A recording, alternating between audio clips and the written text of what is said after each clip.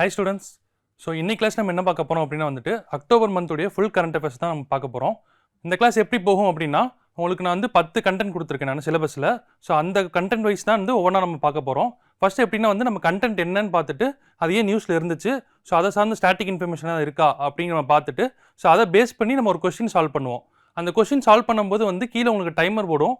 So 10 seconds உங்களுக்கு ஓடும். So அந்த 10 செகண்ட்ஸ்ல உங்களால சால்வ் பண்ண முடியுமா அப்படினு பார்க்கணும். நீங்க ஸ்லைட்ல பார்க்க முடியாட்டி உங்களுக்கு ஒர்க் ஷீட்ல வந்து அந்த क्वेश्चंस இருக்கும். அந்த क्वेश्चंसை நீங்க பார்த்துட்டு 10 செகண்ட்ஸ்ல அதாவது நீங்க கிளாஸ்ல என்ன கவனிச்சீங்களோ அதே தான் क्वेश्चंसலயே இருக்கும். சோ நீங்க வந்து அந்த क्वेश्चन அட்டெண்ட் பண்ணி பாக்கும்போது உங்களுக்கு ஈஸியா அந்த கான்செப்ட் வந்து ஞாபகத்துல இருக்கும். சோ இதுதான் வந்து கிளாஸ் போகுது. ஃபர்ஸ்ட் கிளாஸ் பார்த்துட்டு இப்போ ஒவ்வொரு கான்செப்ட்டா நம்ம உள்ள போலாம். சோ ஃபர்ஸ்ட் சிலபஸ் என்னன்னு பாருங்க. என்னென்ன கொடுத்திருக்கோம்னா ஃபர்ஸ்ட் டாபிக் வந்துட்டு பொல்யூஷன், நெக்ஸ்ட் வந்துட்டு இன்டர்நேஷனல் சிவில் ஏவியேஷன் ஆர்கனைசேஷன், அடுத்து வந்துட்டு நோபல் பிரைஸ் 2025, அப்புறம் வந்து பிஎம் தன்ய கிருஷி யோஜனா அப்படின்னு கொடுத்துருக்காங்க ஸ்கீம் பேஸ் பண்ணி. அடுத்து வந்துட்டு ட்ரைபல் வில்லேஜ் விஷன் 2030 டிக்ளரேஷன், இதை பேஸ் பண்ணி ஒரு கண்டென்ட் பார்க்கலாம். அடுத்து வந்துட்டு யூனியன் பப்ளிக் சர்வீஸ் கமிஷன், அதாவது யூபிஎஸ்சி அப்படின்னு நம்ம சொல்லுவோம், இதை பேஸ் பண்ணி ஒரு கண்டென்ட் பார்க்கலாம். அடுத்து international convention against doping in sports, அதாவது ஸ்போர்ட்ஸ் வந்துட்டு கன்வென்ஷன் அகைன்ஸ்ட் டோப்பிங் வந்து என்ன அப்படிங்கிறத பற்றி கொடுத்துருப்பாங்க. அடுத்து வந்துட்டு சந்திராயன் 2, இப்போ நம்ம சந்திராயன் 3 விட அப்டேட் ஆகிட்டோம். இப்போ சந்திராயன் 2ல வந்துட்டு சேஸ் 2 எக்ஸ்பெரிமெண்ட்டை பற்றி நம்ம பார்க்க போகிறோம். இந்த சேஸ் 2 எக்ஸ்பெரிமெண்ட் ஏன் நியூஸில் இருந்துச்சு அப்படின்னு சொல்லி பார்க்கலாம். அடுத்து வந்துட்டு டெசர்ட் சாயிலிஃபிகேஷன் டெக்னாலஜி அப்படிங்கிறத பார்க்க போகிறோம். அடுத்து வந்துட்டு சரண்டா ஃபாரஸ்ட். ஸோ இதுதான் வந்து நம்ம இன்னைக்கு நம்ம பார்க்க போகிற 10 கான்செப்ட். ஸோ ஒவ்வொரு கான்செப்டும் நம்ம உள்ளே போகலாம். இப்போ ஸோ பொல்யூஷன் அப்படிங்கிற டாபிக் வந்து நீங்கள் ஆல்ரெடி நீங்கள் வந்து ஸ்கூல் டேஸ்லேருந்தோ இல்லை உங்கள் ஸ்கூல் புக்ஸ்லேருந்தோ நீங்கள் படிச்சிருப்பீங்க. ஸோ பொல்யூஷனை சிம்பிளாக என்ன, இப்போது நார்மலாக ஒரு நேச்சுரல் என்வாயன்மெண்ட் இருக்குது, மரம் இருக்குது, செடி கொடி இருக்குது, மலைகள் இருக்குது. ஸோ அதெல்லாம் வந்துட்டு நேச்சுரலாக இருக்கும்போது அதை மாசுபடுத்துறது மூலியமாக வந்து என்ன சொல்கிறோம் அப்படின்னா வந்துட்டு பொல்யூஷன் அப்படின்னு நம்ம சொல்கிறோம். அதாவது ஒரு நேச்சுரல் என்வாயன்மெண்ட்டை வந்து கண்டாமினேஷன் பண்ணுச்சு அப்படின்னா அது எந்த வகையாக இருந்தாலும் சரி, ஒரு ஏர் வாட்டர் எந்த வகையாக இருந்தாலும் சரி, அதை கண்டாமினேட் பண்ணிட்டோம், அந்த நேச்சுரல் என்வாயன்மெண்ட்டை கண்டாமினேட் பண்ணிட்டோம் அப்படின்னாலே வந்து அதுக்கு பொல்யூஷன் தான். ஸோ இதுக்கு டெஃபினிஷன் என்ன கொடுத்துருக்காங்கன்னு பார்க்கலாம். Pollution is the introduction of contaminations into natural environment that causes adverse change அப்படின்னு கொடுத்துருக்காங்க. அதாவது என்னன்னா எந்த பொருட்கள் சுற்றுச்சூழல் மாசுபாட்டை உருவாக்குகின்றனவோ அவை மாசுபடுத்திகள் அப்படின்னு சொல்றாங்க. ஸோ இது எந்த வகையாக இருக்கலாம்? இந்த பொல்யூஷன்ங்கிறது வந்துட்டு சாலிட் ஃபார்மாக இருக்கலாம், இல்லாட்டி லிக்விட் ஃபார்மாக இருக்கலாம், இல்லாட்டி கேசியஸ் ஃபார்மாக இருக்கலாம். இந்த 3 ஃபார்மை தாண்டி ரேடியோ ஆக்டிவிட்டி பேஸ்டும் இருக்கலாம், இல்லாட்டி ஹீட் சவுண்ட் பொல்யூஷன் இருக்கு, லைட் பொல்யூஷன் இருக்குது. ஸோ மொத்தம் இது மாதிரி 7 டைப் ஆஃப் பொல்யூஷன்ஸ் இருக்குது. நம்ம அடுத்த ஸ்லைடில் அதை நம்ம பார்க்கலாம். ஸோ இதுதான் வந்து பொல்யூஷன் காஸ் பண்ணுறது. இதுக்கப்புறம் இன்னொரு கான்செப்ட் என்ன அப்படின்னா வந்துட்டு பொல்யூட்டன்ஸ் அப்படின்னு சொல்லி ஒரு கான்செப்ட் இருக்குது. பொல்யூட்டன்ஸ் அப்படின்னா என்னன்னா இந்த பொல்யூஷனை காஸ் பண்ணுறது என்னென்ன காம்போனன்ட்ஸ் வந்து இந்த பொல்யூஷனை காஸ் பண்ணுது அப்படிங்கிறத வந்துட்டு என்ன சொல்கிறோம், பொல்யூட்டன்ஸ் அப்படின்னு நம்ம சொல்கிறோம். இந்த பொல்யூட்டன்ஸ் அப்படிங்கிறது ஃபாரின் சப்ஸ்டன்ஸாக இருக்கலாம், அதாவது வெளியிலேருந்து நம்ம நேச்சுரல் என்வரன்மெண்ட்ல கலக்கிறதா இருக்கலாம், இல்லாட்டி அதுவாகவே உருவாகிற கண்டாமினேஷனாக இருக்கலாம், நேச்சுரலி அக்கரிங் அப்படின்னு சொல்லுவோம். இன்னும் கொஞ்சம் தெளிவாக பார்க்கலாம். மாசு உண்டாகும் மாசுபடுத்திகள் என்பவை வேற்று பொருட்களாகவோ இல்லை ஆற்றலாகவோ இயற்கையாக பொருட்களாகவோ இருக்கலாம் அப்படின்னு சொல்கிறாங்க. அதாவது ஃபாரின் சப்ஸ்டன்ஸாகவும் இருக்கலாம், இல்லாட்டி நேச்சுரலி அக்கரிங் சப்ஸ்டன்ஸாகவும் இருக்கலாம் அப்படின்னு சொல்கிறாங்க. ஒரு கண்டாமினேஷன் ஆகிறது வந்துட்டு எந்த ஃபார்மாகவும் இருக்கலாம், அதாவது சாலிட், லிக்விட், கேஸ், அதையும் தாண்டி எனர்ஜி ஃபார்ம்னு சொல்லுவோம். எனர்ஜி ஃபார்ம் அப்படிங்கிறது வந்துட்டு நம்ம சவுண்டுங்கிறது எனர்ஜி, ஒரு லைட்டுங்கிறது எனர்ஜி. இப்போ நம்ம ஒரு இடத்துல நிற்கிறோன்னா லைட்டை தாண்டி நம்ம போதுமான லைட்டை தாண்டி நம்ம நிறைய லைட் படுது அப்படின்னா வந்து அது லைட் பொல்யூஷன் தான். இப்போ நம்ம வந்து ஸ்பீக்கர்ஸ் எல்லாம் போடுறோம், ஸ்பீக்கர்ஸ்லாம் போடும்போது ஒரு குறிப்பிட்ட சவுண்டுக்கு மேலே கேட்டாலும் நம்மளால தாங்க முடியாது இல்லையா? ஸோ அதுவும் வந்துட்டு நம்ம சவுண்ட் பொல்யூஷன் அப்படிங்கிறோம். ஸோ இதெல்லாம் வந்து எந்த கேட்டகரிக்குள்ள வச்சிருக்காங்க அப்படின்னா வந்துட்டு எனர்ஜி பொல்யூஷன் அப்படிங்கிற கேட்டகரிக்குள்ள தான் வச்சிருக்காங்க. ஸோ அதுக்கப்புறம் என்னென்னு பார்த்தோம், பொல்யூட்டன்ஸ் அப்படின்னு நம்ம பார்த்தோம் இல்லையா? பொல்யூட்டன்ஸ் அப்படிங்கிறது இந்த பொல்யூஷனை காஸ் பண்ணுற காம்போனன்ட்ஸ் என்னென்னக்கு வந்து இந்த பொல்யூஷன் காஸ் பண்ணுது அப்படிங்கிற டேர்ம் தான் வந்து என்ன சொல்கிறாங்க அப்படின்னா வந்து பொல்யூட்டன்ஸ் அப்படின்னு சொல்கிறாங்க. இப்போ அடுத்து என்னென்ன டைப்ஸ் இருக்குன்னு நம்ம பார்க்கலாம். Air pollution, water pollution, soil, அதுக்கப்புறம் வந்துட்டு லைட், அப்புறம் noise pollution, thermal pollution, radio active pollution அப்படின்னு சொல்கிறாங்க. இப்போ நீங்கள் ஃபேக்ட்ரிஸ் இண்டஸ்ட்ரீஸ்லாம் நீங்கள் பார்க்குறீங்க இல்லையா? ஸோ அப்படி பார்க்கும்போது வந்துட்டு அங்கே இண்டஸ்ட்ரீஸ்லேருந்து எக்ஸிபிட் ஆகிற அந்த புகை ஸ்மோக்லாம் இருக்குல்ல, ஸோ அதெல்லாம் வந்துட்டு ஏர் பொல்யூஷன் காஸ் ஆகும். அதே மாதிரி நீங்கள் வண்டி ஓட்டிகிட்டு போகும்போது சைலன்சர்லேருந்து புகை வந்து தெரியுமா, அது மாதிரி வெஹிகுலர் எமிஷனும் வந்துட்டு ஏர் பொல்யூஷன் காஸ் ஆகும். அதே மாதிரி இண்டஸ்ட்ரீஸில் இருந்துட்டு கெட்ட தண்ணீர்லாம் வந்துட்டு இந்த ஆற்றுல கணக்குறாங்க. இப்போ நம்ம வந்து நிறைய நியூஸ் பார்த்துருப்போம், யமுனா கங்காலெல்லாம் வந்துட்டு நிறையா ஃபோம்னா இருக்குது, சோப் தண்ணியாக இருக்குது அப்படின்னு நம்ம பார்த்துருப்போம் இல்லையா? ஸோ அதெல்லாம் என்ன அப்படின்னா வந்து வாட்டர் பொல்யூஷன் தான். ஸோ அதே மாதிரி தான் ஒவ்வொரு பொல்யூஷனும் சொல்கிறாங்க. Sound, noise, light pollution. So இதெல்லாம் வந்து ஒவ்வொரு டைப் ஆஃப் பொல்யூஷன். ஸோ இந்த கிளாஸில் நம்ம ஸ்பெசிஃபிக்காக என்ன பார்க்க போகிறோம் அப்படின்னா வந்து ஏர் பொல்யூஷன் தான் பார்க்க போகிறோம். ஏர் பொல்யூஷன் வந்து என்னென்ன சோர்ஸ்லேருந்து ஏர் பொல்யூஷன் ஆகுது, அந்த ஏர் பொல்யூஷன் ஆகிறதுக்கு என்னென்ன பொல்யூட்டன்ஸ், மேஜராக ஒரு 6 பொல்யூட்டன்ஸ் இருக்குது, அந்த 6 பொல்யூட்டன்ஸ் என்னென்னு பார்க்க போகிறோம். இந்த ஏர் பொல்யூஷனை பேஸ் பண்ணி நமக்கு வந்து ஒரு கரண்ட் அஃபேர்ஸ் இருக்குது. அதுக்கப்புறம் இந்த கரண்ட் அஃபேர்ஸ் நம்ம பார்க்கலாம். இப்போ ஏர் பொல்யூஷன் என்ன கொடுத்துருக்காங்க, காற்று மாசுபாடு என்பது காற்றில் காணப்படும் துகள்கள், அதாவது நம்ம சாலிட் பார்ட்டிகல்ஸ்னு சொல்கிறோம் இல்லையா, அதான் துகள்கள் மற்றும் வாயுக்கள் கலந்த கலவையாகும். அதாவது mixture of solid particles and கேஸஸும் சேர்ந்து தான் வந்து ஏர் பொல்யூஷனை காஸ் பண்ணுது அப்படின்னு நம்ம சொல்கிறாங்க. இப்போ ஒரு எக்ஸாம்பிள் எடுத்துக்கிட்டோம் அப்படின்னா, நம்ம அட்மாஸ்பியரில் வந்துட்டு மிக்சர் ஆஃப் கேஸஸ் இருக்குது, நிறைய கேஸஸ், ஒரு கேஸ் இல்லை 2 கேஸில் கிட்டத்தட்ட 6, 7, 8 நிறைய கேஸஸ் இருக்குது. அந்த some of these gases are necessary for existence of life on earth. இப்போ வந்து இத்தனை கேஸஸ் இருக்கு இல்லையா, இப்போ வந்துட்டு நம்ம எக்ஸாம்பிள் வந்துட்டு ஆக்சிஜன் கேஸ் இருக்கும். ஆக்சிஜன் கேஸ் வந்து நம்ம மூச்சு நம்ம எடுக்கிறோம் இல்லையா, ஸோ அதுக்கு ஆக்சிஜன் வந்து ரொம்ப முக்கியமான பார்ட். அதே மாதிரி கார்பன் டை ஆக்சைடு பார்க்குறோம், CO2ன்னு சொல்கிறோம் இல்லையா, பிளான்ஸ் வந்து ரெஸ்பிரேட்டரி ஆகிறது வந்துட்டு இந்த CO2னால தான். ஸோ இதுவும் நம்ம வந்து அட்மாஸ்பியரில் ப்ரெசென்ட்டாக இருக்குது. ஸோ இந்த கேஸஸ் மாதிரி எல்லாமே பொல்யூட்டன்ட் ஆகிறது, mixture of solid and gases ஆகிறது தான் வந்துட்டு என்னன்னு சொல்கிறாங்க அப்படின்னா வந்து ஏர் பொல்யூஷன் அப்படின்னு சொல்கிறாங்க. ஓகேங்களா, இந்த ஏர் பொல்யூஷன் காஸ் பண்ணுறது மெயினான ஃபேக்டர் என்ன அப்படின்னா வந்து அர்பனைஸ்டு ஆர் இண்டஸ்ட்ரியலைசேஷன் அப்படின்னு சொல்கிறாங்க. அதாவது என்ன சொல்கிறாங்கன்னா, many harmful compounds are released by the factories into the atmosphere. இப்போ நிறைய இண்டஸ்ட்ரீஸ் இருக்குது, அதே மாதிரி நிறைய அர்பனைசேஷனும் ஆகிட்டு இருக்கு. ரூரல் ஏரியாவிலேருந்து நிறைய அர்பன் ஏரியாஸாக மாறிக்கிட்டு இருக்கு. அதே மாதிரி நம்ம யூஸ் பண்ணுற பொருட்கள், இப்போ பீப்புள்ஸ் வந்து நிறைய இன்க்ரீஸ் ஆகிட்டு இருக்காங்க இல்லையா, பாப்புலேஷன் இன்க்ரீஸ் ஆகுது. ஸோ அதே மாதிரி அவங்க யூஸ் பண்ணுற பொருட்கள், இப்போ நம்மளே பாருங்கள், பென் யூஸ் பண்ணுறோம், பேப்பர் யூஸ் பண்ணுறோம், நம்ம போட்டிருக்க ட்ரெஸ் மெட்டீரியல், டெக்ஸ்டைல்ஸு, ஸோ இது எல்லாமே வந்து ஒரு பர்டிகுலர் இண்டஸ்ட்ரீஸ்லேருந்து தான் வந்து வருது. ஸோ இந்த இண்டஸ்ட்ரீஸ் வந்துட்டு பர்டிகுலர் ரசாயனங்கள் இருக்குது சொல்லுவோம் இல்லையா, பொல்யூட்டன்ஸ் யூஸ் பண்ணி, இந்த காம்பவுண்ட்ஸ் யூஸ் பண்ணி தான் வந்துட்டு இந்த பர்டிகுலர் மெட்டீரியல் வந்து நம்ம தயாரிக்கிறாங்க. ஸோ இது மாதிரி ஹார்ம்ஃபுல் சப்ஸ்டன்ஸ் வந்து என்ன ஆகுது அப்படின்னா வந்து கடைசியாக எக்ஸிபிட் ஆகும்போது புகையா ஸ்மோக்காக வருது இல்லையா, ஸோ அந்த ஸ்மோக் வருது என்ன ஆகுது அப்படின்னா வந்து ஏர் பொல்யூஷனை காஸ் பண்ணுது. ஸோ இது ஏர் பொல்யூஷன் காஸ் பண்ணுற மெயினான ஃபேக்டர் எது சொல்கிறாங்க அப்படின்னா வந்து இண்டஸ்ட்ரியலைசேஷன் அப்படின்னு தான் சொல்கிறாங்க. ஸோ இதையும் தாண்டி நிறைய ஏர் பொல்யூஷன் காஸ் பண்ணுறதுக்கான நிறைய சோர்சஸ் இருக்குது. அது என்னென்ன சோர்சஸ் அப்படிங்கிறது இப்போ பார்க்கலாம். ஸோ இதில் பாருங்கள், இது என்ன சோர்ஸ் கொடுத்துருக்காங்க அப்படின்னா வந்துட்டு burning and combustion of fuel அப்படின்னு கொடுத்துருக்காங்க. இப்போ நம்ம வந்து தேவையில்லாமல் வந்து வெளியே போட்டு எரிப்போம் இல்லையா, இல்லாட்டி ஒரு ஃபியூயல் எரிக்கிறது அப்படின்லாம் வந்துட்டு ஏர் பொல்யூஷனை காஸ் பண்ணும் அப்படின்னு சொல்கிறாங்க. அடுத்து பாருங்கள், வெஹிகுலார் எமிஷன் அப்படின்னு சொல்கிறாங்க. வாகனங்கள் வெளியிடும் புகை. இப்போ நீங்கள் பைக்கில் போகிறீங்க, அதில் வந்து நிறைய புகை வருது தெரியுமா, இப்போ வரதெல்லாம் வந்துட்டு ஸ்டேஜஸ் மாறிடுச்சு. ஸோ இப்போ முன்னாடினா வந்து நிறைய கருப்பு புகையாக வரும் தெரியுமா வெளியில் சைலன்ஸில் இருந்து. ஸோ அதெல்லாம் என்ன பண்ணும் அப்படின்னா ஹார்ம்ஃபுல் சப்ஸ்டன்ஸை வந்துட்டு எக்ஸிபிட் பண்ணும். அது என்ன காஸ் பண்ணும், ஏர் பொல்யூஷனை காஸ் பண்ணும். ஸோ அடுத்து பாருங்கள், இண்டஸ்ட்ரியல் எமிஷன், தொழிற்சாலை வெளியேற்றும் புகை அப்படிங்கிறத நம்ம பார்த்தோம். ஸோ இதுவுமே வந்துட்டு ஏர் பொல்யூஷனை காஸ் பண்ணும். ஸோ அடுத்து என்ன கொடுத்துருக்காங்க, மின் நிலையங்களின் வெளியீடுகள், அதாவது எமிஷன்ஸ் ஃப்ரம் பவர் பிளான்ட்ஸ். இந்த இண்டஸ்ட்ரீஸ்லேருந்து வெளியாகிறதும் ஒரு ஏர் பொல்யூஷன், இந்த பவர் பிளான்ட்லேருந்து எமிட் ஆகிறதும் வந்துட்டு ஏர் பொல்யூஷனை காஸ் பண்ணும். அடுத்து என்ன சொல்லியிருக்காங்க, டீஃபாரஸ்டேஷன், நீங்கள் மரம் வெட்டினா கூட அது ஏர் பொல்யூஷன் காஸ் பண்ணுன்னு சொல்லியிருக்காங்க. காடுகளை அழித்தல் அப்படிங்கிறதும் ஒன் ஆஃப் தி ஃபேக்டராக இருக்குது. அடுத்து பாருங்கள், யூஸ் ஆஃப் குளோரோஃப்ளூரோ கார்பன்ஸ், அதாவது என்ன சொல்லுவாங்க அப்படின்னா CFC. இப்போ நீங்கள் பார்த்தீங்கன்னா இந்த ரெஃப்ரிஜரேட்டர்னு இருக்கு இல்லையா, நம்ம வீட்டில் பார்த்துருப்போம், ஃப்ரிட்ஜெல்லாம் இருக்கு இல்லையா, இந்த ஃப்ரிட்ஜெல்லாம் வந்துட்டு கூலிங்காக இருக்குது.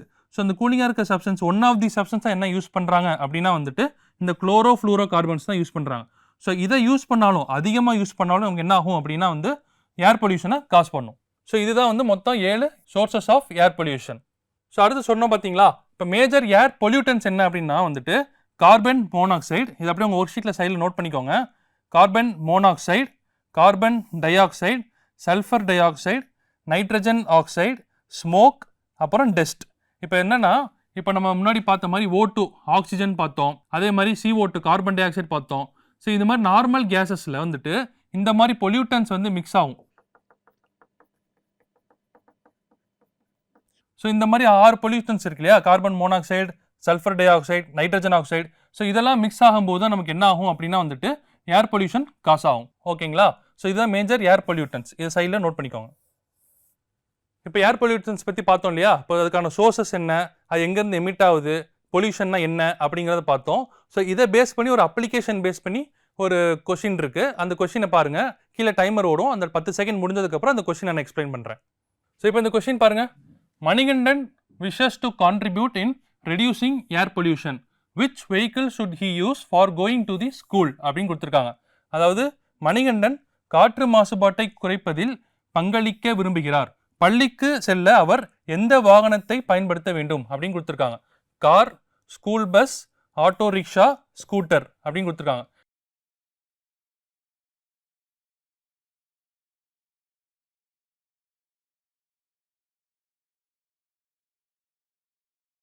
இப்போ மணிகண்டன் அப்படிங்கிறது ஒரு சிங்கிள் பர்சன் இல்லையா? ஸோ இந்த சிங்கிள் பர்சனுங்கிறது ஒவ்வொரு பர்சனும் என்ன பண்ணுவாங்க, அவங்களோட ஸ்கூட்டர் தனியாக எடுத்துகிட்டு போவாங்க, இல்லாட்டி அவங்க காரை தனியாக எடுத்துகிட்டு போவாங்க. ஸோ இது மாதிரி ஒவ்வொருத்தவங்களும் அவங்களுடைய வெஹிக்கிள்ஸ் எடுத்துகிட்டு போகும்போது அது என்ன காசு பண்ணும் அப்படின்னா வந்துட்டு ஏர் பொல்யூஷனை காசு பண்ணும் இல்லையா? ஸோ வெஹிகுலர் எமிஷன் நம்ம பார்த்தோமா? ஸோ இந்த வெஹிகுலர் எமிஷன்னால ஏர் பொல்யூஷன் காசு பண்ணுதுன்னு பார்த்தோமா? ஸோ அதே மாதிரி இந்த மணிகண்டன் மாதிரி ஒவ்வொரு பர்சனும் வந்து அவங்களுடைய ஸ்கூட்டரோ அவங்களுடைய காரோ எடுத்துகிட்டு போனால் வந்து ஸோ வந்து பொல்யூஷன் காசு ஆகும். ஸோ இப்போ இதுக்கான கரெக்டான ஆப்ஷன் என்ன அப்படின்னா வந்துட்டு ஆப்ஷன் பி, ஸ்கூல் பஸ். இப்போ ஸ்கூல் பஸ் நம்ம யூஸ் பண்ணுறதுனால என்ன பண்ணலாம், ஒரு நியர்லி ஒரு 20லேருந்து 30 பேர் வந்து அந்த ஸ்கூல் பஸ்ஸில் ட்ராவல் பண்ணலாமா? ஸோ அப்படிங்கும்போது ஒவ்வொரு பர்சனும் தனித்தனியாக எடுத்துகிட்டு போகிறத தாண்டி இந்த பஸ்ஸில் 20 பேர் 30 பேர் சேர்ந்து போனாங்க அப்படின்னா வந்துட்டு அது வந்து ஏர் பொல்யூஷனை வந்து குறைக்கிறதுக்கு உதவும். கரெக்டுங்களா? ஸோ அதே தான் வந்து இந்த அப்ளிகேஷன் பேஸ் பண்ணி கொடுத்துருக்காங்க. ஸோ இந்த கொஸ்டினுக்கு ஆப்ஷன் பி, ஸ்கூல் பஸ் தான் கரெக்டான ஆன்சர். ஸோ இந்த பொல்யூஷனுங்கிற கான்செப்ட் ஏன் வந்து நம்ம இப்போ பார்த்தோம் அப்படின்னா வந்துட்டு டெல்லி சீஃப் மினிஸ்டர் இருக்காங்க இல்லையா, அங்கே வந்து பொல்யூஷன் நிறைய காசு பண்ணுது அப்படின்னு சொல்லி கிளவுட் சீடிங் அப்படிங்கிற டெக்னாலஜி வந்து இன்ட்ரடியூஸ் பண்ணியிருக்காங்க. இந்த கிளவுட் சீடிங் அப்படிங்கிற டெக்னாலஜி என்ன அப்படின்னா வந்து இந்த பொல்யூஷனை வந்து குறைக்கிறதுக்கு என்ன பண்ணுவாங்கன்னா வந்துட்டு வாட்டர் ஸ்ப்ரே பண்ணுவாங்க. இந்த வாட்டர் ஸ்ப்ரே பண்ணா அப்படின்னா இந்த வாட்டர் பார்ட்டிகல்ஸ் என்ன ஆகும் அப்படின்னா வந்துட்டு கீழே இருக்க ஏரில் இருக்க பொல்யூட்டன்ஸ்லாம் வந்துட்டு டிசால்வ் பண்ணிடும். ஸோ அதே மாதிரி இந்த ஆர்டிஃபிஷியல் ரெயின் கொண்டு வரதுக்கு தான் வந்துட்டு இந்த கிளவுட் சீடிங் டெக்னாலஜி வந்து இன்ட்ரடியூஸ் பண்ணியிருக்காங்க. இந்த கிளவுட் சீடிங் டெக்னாலஜி என்ன அப்படின்னா வந்து இப்போ நார்மலாக நம்ம ரெயின் காசு பண்ணால் என்ன ஆகும், எவாப்ரேட் ஆகும், சீலேருந்து எவாப்ரேட் ஆகும், கிளவுட்ஸ் ஃபார்மேஷன் ஆகும், அப்புறம் அந்த கிளவுட்ஸ்லேருந்து நமக்கு ரெயின் வரும்னு தெரியும். அதே மாதிரி டெல்லி சைடு இருக்கிற ரீஜன்ஸ்லாம் பார்த்தீங்கன்னா வந்துட்டு ரெயின் கொடுக்க வேண்டிய கிளவுட்ஸ் வந்துட்டு ரெயின் கொடுக்காம இருக்கும். ஸோ அதுக்கான கெப்பாசிட்டி கொடுக்காம இருக்கும். ஒரு 80% 90% வந்துட்டு வாட்டர் மாலிகுல்ஸால் ஃபில் ஆகிருக்கும் அந்த கிளவுட்ஸ். ஸோ அந்த வந்து நம்ம என்ன பண்ணோம், இன்ஸ்டண்ட்டாக நம்ம என்ன பண்ணோம்னா ஒரு ஏஜென்ட்டை வந்து இன்ட்ரடியூஸ் பண்ணி அந்த கிளவுட் வந்து நம்ம ரெயின் காசு பண்ணணும். ஸோ அதுதான் வந்துட்டு இந்த கிளவுட் சீடிங் டெக்னாலஜி. இந்த கிளவுட் சீடிங் டெக்னாலஜியில் வந்துட்டு சில்வர் அயோடைடு அப்படிங்கிறத வந்து இன்ட்ரடியூஸ் பண்ணுறாங்க. அந்த சில்வர் அயோடைடு தாண்டி மற்ற கெமிக்கல்ஸும் இன்ட்ரடியூஸ் பண்ணுறாங்க. அது எப்படி இன்ட்ரடியூஸ் பண்ணுறாங்க அப்படின்னா ஃப்ளைட்டில் போகும்போதோ இல்லை ஹெலிகாப்டரில் போகும்போதோ அந்த கிளவுட்ஸில் வந்து இந்த சில்வர் அயோடைடு வந்து ஸ்ப்ரே பண்ணுவாங்க. ஸ்ப்ரே பண்ணோடனே வந்து 90% ஆஃப் கிளவுட்ஸ் வந்து என்ன ஆகும் அப்படின்னா வந்து 100% வந்துட்டு ரெயின் பேரிங் கிளவுட்ஸாக மாறிடும். அப்போ ரெயின் பேரிங் கிளவுட்ஸாக மாறும்போது அது இமீடியட்டாக இன்ஸ்டண்ட்டாக நமக்கு வந்து ரெயின் கொடுக்கும். ரெயின் கொடுத்தா என்ன ஆகும், வாட்டர் மாலிகுல்ஸ் வந்துட்டு கீழே இருக்கிற பொல்யூட்டன்ஸ்லாம் வந்துட்டு குறைச்சிடும் இல்லையா? ஸோ அதனால தான் வந்து இந்த கிளவுட் சீடிங் டெக்னாலஜி வந்து இன்ட்ரடியூஸ் பண்ணியிருக்காங்க. ஸோ இதை பற்றி டீட்டெயிலாக பார்க்கலாமா? இப்போ இந்த கிளவுட் சீடிங் அப்படிங்கிறது என்ன அப்படின்னா வந்து it is a weather modification technique that improves the clouds ability to produce rain or snow by introducing tiny icy nuclei. இப்போ டைனி ஐசி நியூக்ளியில் தான் வந்துட்டு ஒரு சில கெமிக்கல்ஸ் தான் இருக்கும் into certain types of clouds. இப்போ நம்ம கிளவுட்ஸில் பார்த்தீங்கன்னா வந்துட்டு நிறைய டைப்ஸ் இருக்குது. அதாவது நம்ம வந்துட்டு சிரஸ்ன்னு சொல்லுவோம், நிம்பஸ் அப்படின்னு சொல்லுவோம், குமுலோ நிம்பஸ்ன்னு சொல்லுவோம். ஸோ இது மாதிரி நிறைய கிளவுட்ஸ் டைப் இருக்குது. ஸோ இந்த மாதிரி கிளவுட்ஸில் இப்போ சிரஸ், நிம்பஸ், குமுலோ நிம்பஸ் இந்த மாதிரி கிளவுட்ஸ்லாம் இருக்குது இல்லையா? ஸோ இந்த கிளவுட்ஸில் என்ன பண்ணுவாங்க அப்படின்னா வந்து டைனி ஐசி நியூக்ளியை வந்துட்டு இன்ட்ரடியூஸ் பண்ணிடுவாங்க. இது இன்ட்ரடியூஸ் பண்ணக்கப்புறம் வந்துட்டு அந்த கிளவுட் வந்து ரெயின் பேரிங் கிளவுட்ஸாக மாறிடும். ஸோ அதுதான் வந்து இங்கே சொல்லியிருக்காங்க. இப்போ இந்த கிளவுட் சீடிங் அப்படிங்கிறது இன்ட்ரடியூஸ் பண்ணுறதுனால என்னென்ன பெனிஃபிட்ஸ் அப்படின்னு நம்ம பார்த்தோம் அப்படின்னா வந்து ஃபர்ஸ்ட் பெனிஃபிட் என்ன, காம்பேக்டிங் பொல்யூஷன். இப்போ பொல்யூஷன் எப்படி காம்பேக்ட் பண்ணி நம்ம பார்த்தோம் இல்லையா? வாட்டர் வந்து வந்துடும், அந்த வாட்டர் வந்துட்டு ஏரில் இருக்கிற பொல்யூட்டன்ஸ்லாம் வந்துட்டு டிசால்வ் பண்ணிடுன்னு பார்த்தோம். ஸோ அதுதான் வந்து கிளவுட் சீடிங்கோட முக்கியமான பெனிஃபிட். அடுத்த பெனிஃபிட் என்ன, enhancing winter snowfall and mountain snow peak. அதாவது வந்துட்டு வின்டர் ஸ்னோஃபாலையும் வந்து என்ஹான்ஸ் பண்ணும். இப்போ நார்மலாக ஸ்னோஃபால் இல்லை அப்படிங்கிற பட்சத்தில் இது வந்து கிளவுட் சீடிங் பண்ணும்போது வின்டர் ஸ்னோஃபால் வந்து என்ஹான்ஸ் பண்ணும். ஸோ அதே மாதிரி இந்த கிளவுட் சீடிங்கில் நம்ம என்னென்ன கெமிக்கல்ஸ் யூஸ் பண்ணுறாங்க அப்படின்னு பார்த்தோம்னா பொட்டாசியம் அயோடைடு. ஸோ இதையும் உங்கள் ஒரு ஷீட்டில் நோட் பண்ணிக்கோங்க. Potassium iodide, sulphur di oxide SO2, அதுக்கப்புறம் வந்துட்டு ஃப்ரோசன் கார்பன் டை ஆக்சைடு. அதாவது நம்ம CO2 இருக்கு இல்லையா, அது கேஸாக இருக்கும், அதை ஃப்ரோசன் பண்ணி இன்ட்ரடியூஸ் பண்ணுவாங்க. அதுதான் என்ன சொல்லுவோம் அப்படின்னா வந்துட்டு ட்ரை ஐஸ் அப்படின்னு சொல்லுவோம். ஸோ ட்ரை ஐஸ் வந்துட்டு இன்ட்ரடியூஸ் பண்ணுவாங்க. ஸோ இந்த கெமிக்கல்ஸ் தான் யூஸ் பண்ணி எந்த கிளவுட்ஸில் ஸ்ப்ரே பண்ணும்போது இந்த கிளவுட் வந்துட்டு ரெயின் பேரிங் கிளவுட்ஸாக மாறிடும். ஸோ இப்போ நம்ம செகண்ட் டாபிக் என்ன பார்க்க போகிறோம் அப்படின்னா வந்துட்டு இன்டர்நேஷனல் சிவில் ஏவியேஷன் ஆர்கனைசேஷன் அப்படின்னு தான் நம்ம பார்க்க போகிறோம். ஸோ இது என்ன ஆர்கனைசேஷன் அப்படின்னா வந்துட்டு நம்ம ஏர் டிராஃபிக்னா இல்லையா, நம்ம வந்து நார்மலாக வந்து ரோட்டில் டிராஃபிக் இருக்கும், ட்ரெயின் டிராஃபிக் இருக்கும், அதே மாதிரி ஏரோப்ளைன் மூவ்மெண்ட்டுக்கும் வந்துட்டு ஏர் டிராஃபிக் இருக்கும். ஸோ அந்த ஏர் நேவிகேஷனை ஹெல்ப்ஃபுல்லாக வச்சுக்கிறதுக்காக நிறைய கண்ட்ரிஸ் சேர்ந்து வந்து ஒரு ஆர்கனைசேஷன் அமைச்சு ஒரு கையெழுத்திருப்பாங்க. அதுதான் வந்துட்டு இன்டர்நேஷனல் சிவில் ஏவியேஷன் ஆர்கனைசேஷன். இது என்ன ஆர்கனைசேஷன் அப்படின்னு பார்க்கலாம். அதே மாதிரி எதனால நியூஸ்ல இருக்கு அப்படிங்கறத நம்ம பார்க்கலாம். இப்போ ஏன் நியூஸ்ல இருக்குன்னு பாருங்க. India has been reelected to part 2 of ICAO council for 2025-28 term அப்படின்னு கொடுத்துருக்காங்க. அதாவது இந்த ICAO ஆர்கனைசேஷன்ல ஒரு கவுன்சில் ஃபார்ம் பண்ணியிருப்பாங்க. அந்த கவுன்சிலில் பார்ட் 2ன்னு சொல்கிறாங்க. அதாவது நமக்கு வந்து இந்த கவுன்சிலில் பார்ட் 1, பார்ட் 2, பார்ட் 3, ஸோ இந்த 3 பார்ட் இருக்குது. இல்லை பார்ட் 2 அப்படிங்கிற கவுன்சிலில் தான் வந்துட்டு இந்தியா வந்து என்ன பண்ணியிருக்காங்கன்னா ரீஎலெக்ட் பண்ணியிருக்காங்க. ஸோ இது மெயினாக எதுக்காக அப்படின்னா வந்துட்டு it focusing on strengthening aviation safety, enhancing air connectivity, advancing technology and supporting no country left behind initiative. அதாவது எந்த கண்ட்ரி விடக்கூடாது, எல்லா கண்ட்ரியும் சேர்ந்து இந்த ஏவியேஷன் ஆர்கனைசேஷனில் இருக்கணும் அப்படிங்கிறது தான் இந்த இனிஷியேட்டிவ் பேர். ஸோ இது தமிழில் பார்த்தோம் அப்படின்னா வந்து 2025-28 இந்த காலத்திற்கான சர்வதேச சிவில் விமான போக்குவரத்து அமைப்பின் 2ஆம் பிரிவுக்கு, இப்போ நம்ம பார்ட் 2ன்னு பார்த்தோம் இல்லையா, அதே மாதிரி 2ஆம் பிரிவுக்கு இந்தியா மீண்டும் தேர்ந்தெடுக்கப்பட்டுள்ளது. இதோட நோக்கம் என்னவா இருக்கு அப்படின்னா விமான பாதுகாப்பை வலுப்படுத்துதல், இது ஒன்று. அடுத்து விமான இணைப்பை மேம்படுத்துதல், அதுக்கப்புறம் வந்துட்டு தொழில்நுட்ப முன்னேற்றத்தை ஊக்குவித்தல், இதுதான் வந்து மெயினாக வச்சிருக்காங்க. அதே மாதிரி நோ கண்ட்ரி லெஃப்ட் பிஹைண்ட் அப்படிங்கிறது 4 கான்செப்டாக வச்சிருக்காங்க. ஸோ இதை பற்றி நம்ம டீட்டெயிலாக பார்த்தோம் அப்படின்னா வந்துட்டு it is a specialised UN agency. அதாவது நம்ம யுனைடெட் நேஷன் இருக்கு இல்லையா, நீங்கள் நிறைய கிளாஸஸில் போன கிளாஸ்லாம் பார்த்துருப்போம். நம்ம யுனைடெட் நேஷனில் எத்தனை ஆர்கனைசேஷன்ஸ் இருக்குது, மொத்தம் 6 ஆர்கனைசேஷன் இருக்குன்னு பார்த்தோமா. ஸோ இந்த 6ஐயும் தாண்டி நிறைய ஸ்பெஷலைஸ்டு ஏஜென்சின்னு வச்சுருப்பாங்க. ஸ்பெஷலைஸ்டு ஏஜென்சின்னு வச்சுருக்கும் போது இந்த UN கீழே தான் எல்லாமே ஒர்க் ஆகும். இந்த UN கீழே இது வந்து என்ன இருக்குது அப்படின்னா வந்துட்டு ஸ்பெஷலைஸ்டு ஏஜென்சியாக இருக்குது. இது எப்போ எஸ்டாப்ளிஷ் பண்ணியிருப்பாங்க அப்படின்னா வந்து 1944. எப்போ எஸ்டாப்ளிஷ் பண்ணியிருப்பாங்க? 1944. அதுக்கப்புறம் எது மூலியமாக இன்வென்ஷன் பண்ணியிருப்பாங்க அப்படின்னா வந்துட்டு through convention on international civil aviation. எங்கே ஆரம்பிச்சிருப்பாங்க அப்படின்னா வந்து சிக்காகோ அப்படிங்கிற நாட்டில் தான் வந்துட்டு இது ஆரம்பிச்சிருப்பாங்க. ஸோ இது கன்வென்ஷன் மூலியமாக எஸ்டாப்ளிஷ் பண்ணதான் வந்துட்டு இந்த ICAO அப்படின்னு சொல்கிறாங்க. ஸோ இது எதுக்காக அப்படின்னா வந்துட்டு குளோபல் ஏர் நேவிகேஷன் ஸ்டாண்டர்ட்ஸ். அதாவது வந்து தனித்தனி நாடு வந்து இந்த ஏர் நேவிகேஷன் ஸ்டாண்டர்ட் வச்சுக்காம குளோபல் லெவலில் நம்ம ஒரு ஸ்டாண்டர்ட் வச்சுக்கிட்டா தான் வந்துட்டு நமக்கு டிராஃபிக் வந்து கண்ட்ரோல் பண்ண முடியும். ஏர் டிராஃபிக் ஏர் நேவிகேஷன் ஈஸியாக இருக்கும் அப்படின்னு சொல்கிறது தான் இந்த குளோபல் ஏர் நேவிகேஷன் ஸ்டாண்டர்ட்ஸை வந்துட்டு எஸ்டாப்ளிஷ் பண்ணியிருக்காங்க. ஸோ இந்த ஆர்கனைசேஷனில் மொத்தம் எத்தனை கண்ட்ரி இருக்காங்க அப்படின்னு பார்த்தோம்னா 193 கண்ட்ரிஸ் இருக்காங்க. 193 மெம்பர் ஸ்டேட்ஸ் இருக்காங்க. இந்த ஆர்கனைசேஷனில் இந்தியா மெம்பராக இருக்கான்னு கேட்டால் இந்தியா வந்து ஃபவுண்டிங் மெம்பர். அதாவது ஃபவுண்டிங் மெம்பர் அப்படின்னா வந்து இந்த ஆர்கனைசேஷன் ஆரம்பிக்கும் போது எப்போ ஆரம்பித்தாங்க? 1944 ஆரம்பித்தாங்க இல்லையா. ஸோ 1944 ஆரம்பிக்கும் போதே வந்து ஒரு சில கண்ட்ரிஸில் சேர்ந்து தான் வந்து இந்த ஆர்கனைசேஷன் ஆரம்பிக்கணும் அப்படின்னு சொல்லியிருப்பாங்க. அதில் வந்து இந்தியா வந்து ஒன் ஆஃப் தி மெம்பராக இருக்கிறனால என்ன சொல்கிறாங்க அப்படின்னா it is a founding member அப்படின்னு சொல்கிறாங்க. ஸோ 193 மெம்பர்ஸு, அதில் இந்தியா வந்து நம்ம ஃபவுண்டிங் மெம்பர்னு சொல்கிறோம். ஸோ மெயின் பாயிண்ட்ஸ் என்னென்னப்போ இது வந்துட்டு ஸ்பெஷலைஸ்டு UN ஏஜென்சி எப்போ எஸ்டாப்ளிஷ் பண்ணாங்க? 1944. எங்கே ஆரம்பித்தாங்கன்னா சிக்காகோவில். எத்தனை மெம்பர்ஸ் இருக்காங்க? 193 மெம்பர்ஸ். அதே மாதிரி இந்தியா மெம்பரான்னு கேட்டால் India is a founding member. So வந்து ஒரு ஆர்கனைசேஷன் நீங்கள் பார்க்கும்போது மொத்தம் இந்த 5 டாபிக் தான் வந்து மெயினாக நீங்கள் கவர் பண்ணணும் எக்ஸாமினேஷன் பாயிண்ட் ஆஃப் வியூவில். ஸோ அந்த 5 பாயிண்ட் தான் இந்த பாயிண்ட். ஸோ நம்ம வந்து இந்தியா வந்துட்டு பார்ட் 2 கவுன்சிலில் வந்துட்டு ரீஎலெக்ட் ஆயிருக்காங்க அப்படின்னு நம்ம பார்த்தோம் இல்லையா. ஸோ அதுதான் வந்து இந்த பார்ட் 1, பார்ட் 2 அண்ட் பார்ட் 3 அப்படின்னு சொல்கிறாங்க. இந்த பார்ட் 1 அப்படின்னா என்னன்னா states of chief importance of air transport அப்படின்னு சொல்கிறாங்க. இந்த ஏர் டிரான்ஸ்போர்ட்லேயே வந்துட்டு அதிக பங்களிப்பு கொடுக்குற எந்தெந்த நாடு இருக்கோ அதெல்லாம் என்ன பண்ணுறாங்கன்னா பார்ட் 1 ஸ்டேட்ஸில் இருக்காங்க. அடுத்து பார்ட் 2 அப்படிங்கிறது என்னன்னா states which make the largest contribution to the provision of facilities for international civil air அப்படின்னு கொடுத்துருக்காங்க. இப்போ அதாவது வந்துட்டு ஏர் டிரான்ஸ்போர்ட் இன்க்ரீஸ் பண்ணுறதுக்காக ஏர்போர்ட் கட்டுறது, அதே மாதிரி இந்த ஏர்பிளைன் வந்துட்டு லேண்ட் ஆகி ரன்வேல வரும் இல்லையா, அந்த ரன்வே டெவலப்மெண்ட் பண்ணுறது, அதே மாதிரி ஒவ்வொன்றுக்கும் அது எஸ்டாப்ளிஷ் பண்ணுறது, ப்ரொவிஷன்ஸ் எஸ்டாப்ளிஷ் பண்ணுறது தான் வந்துட்டு இந்த பார்ட் 2 வச்சுருக்காங்க. அடுத்து வந்துட்டு பார்ட் 3 என்ன வச்சுருக்காங்க அப்படின்னா ஸ்டேட்ஸ் என்ஷூரிங் ஜாகிரபிக் ரெப்ரசன்டேஷன் அப்படின்னு சொல்கிறாங்க.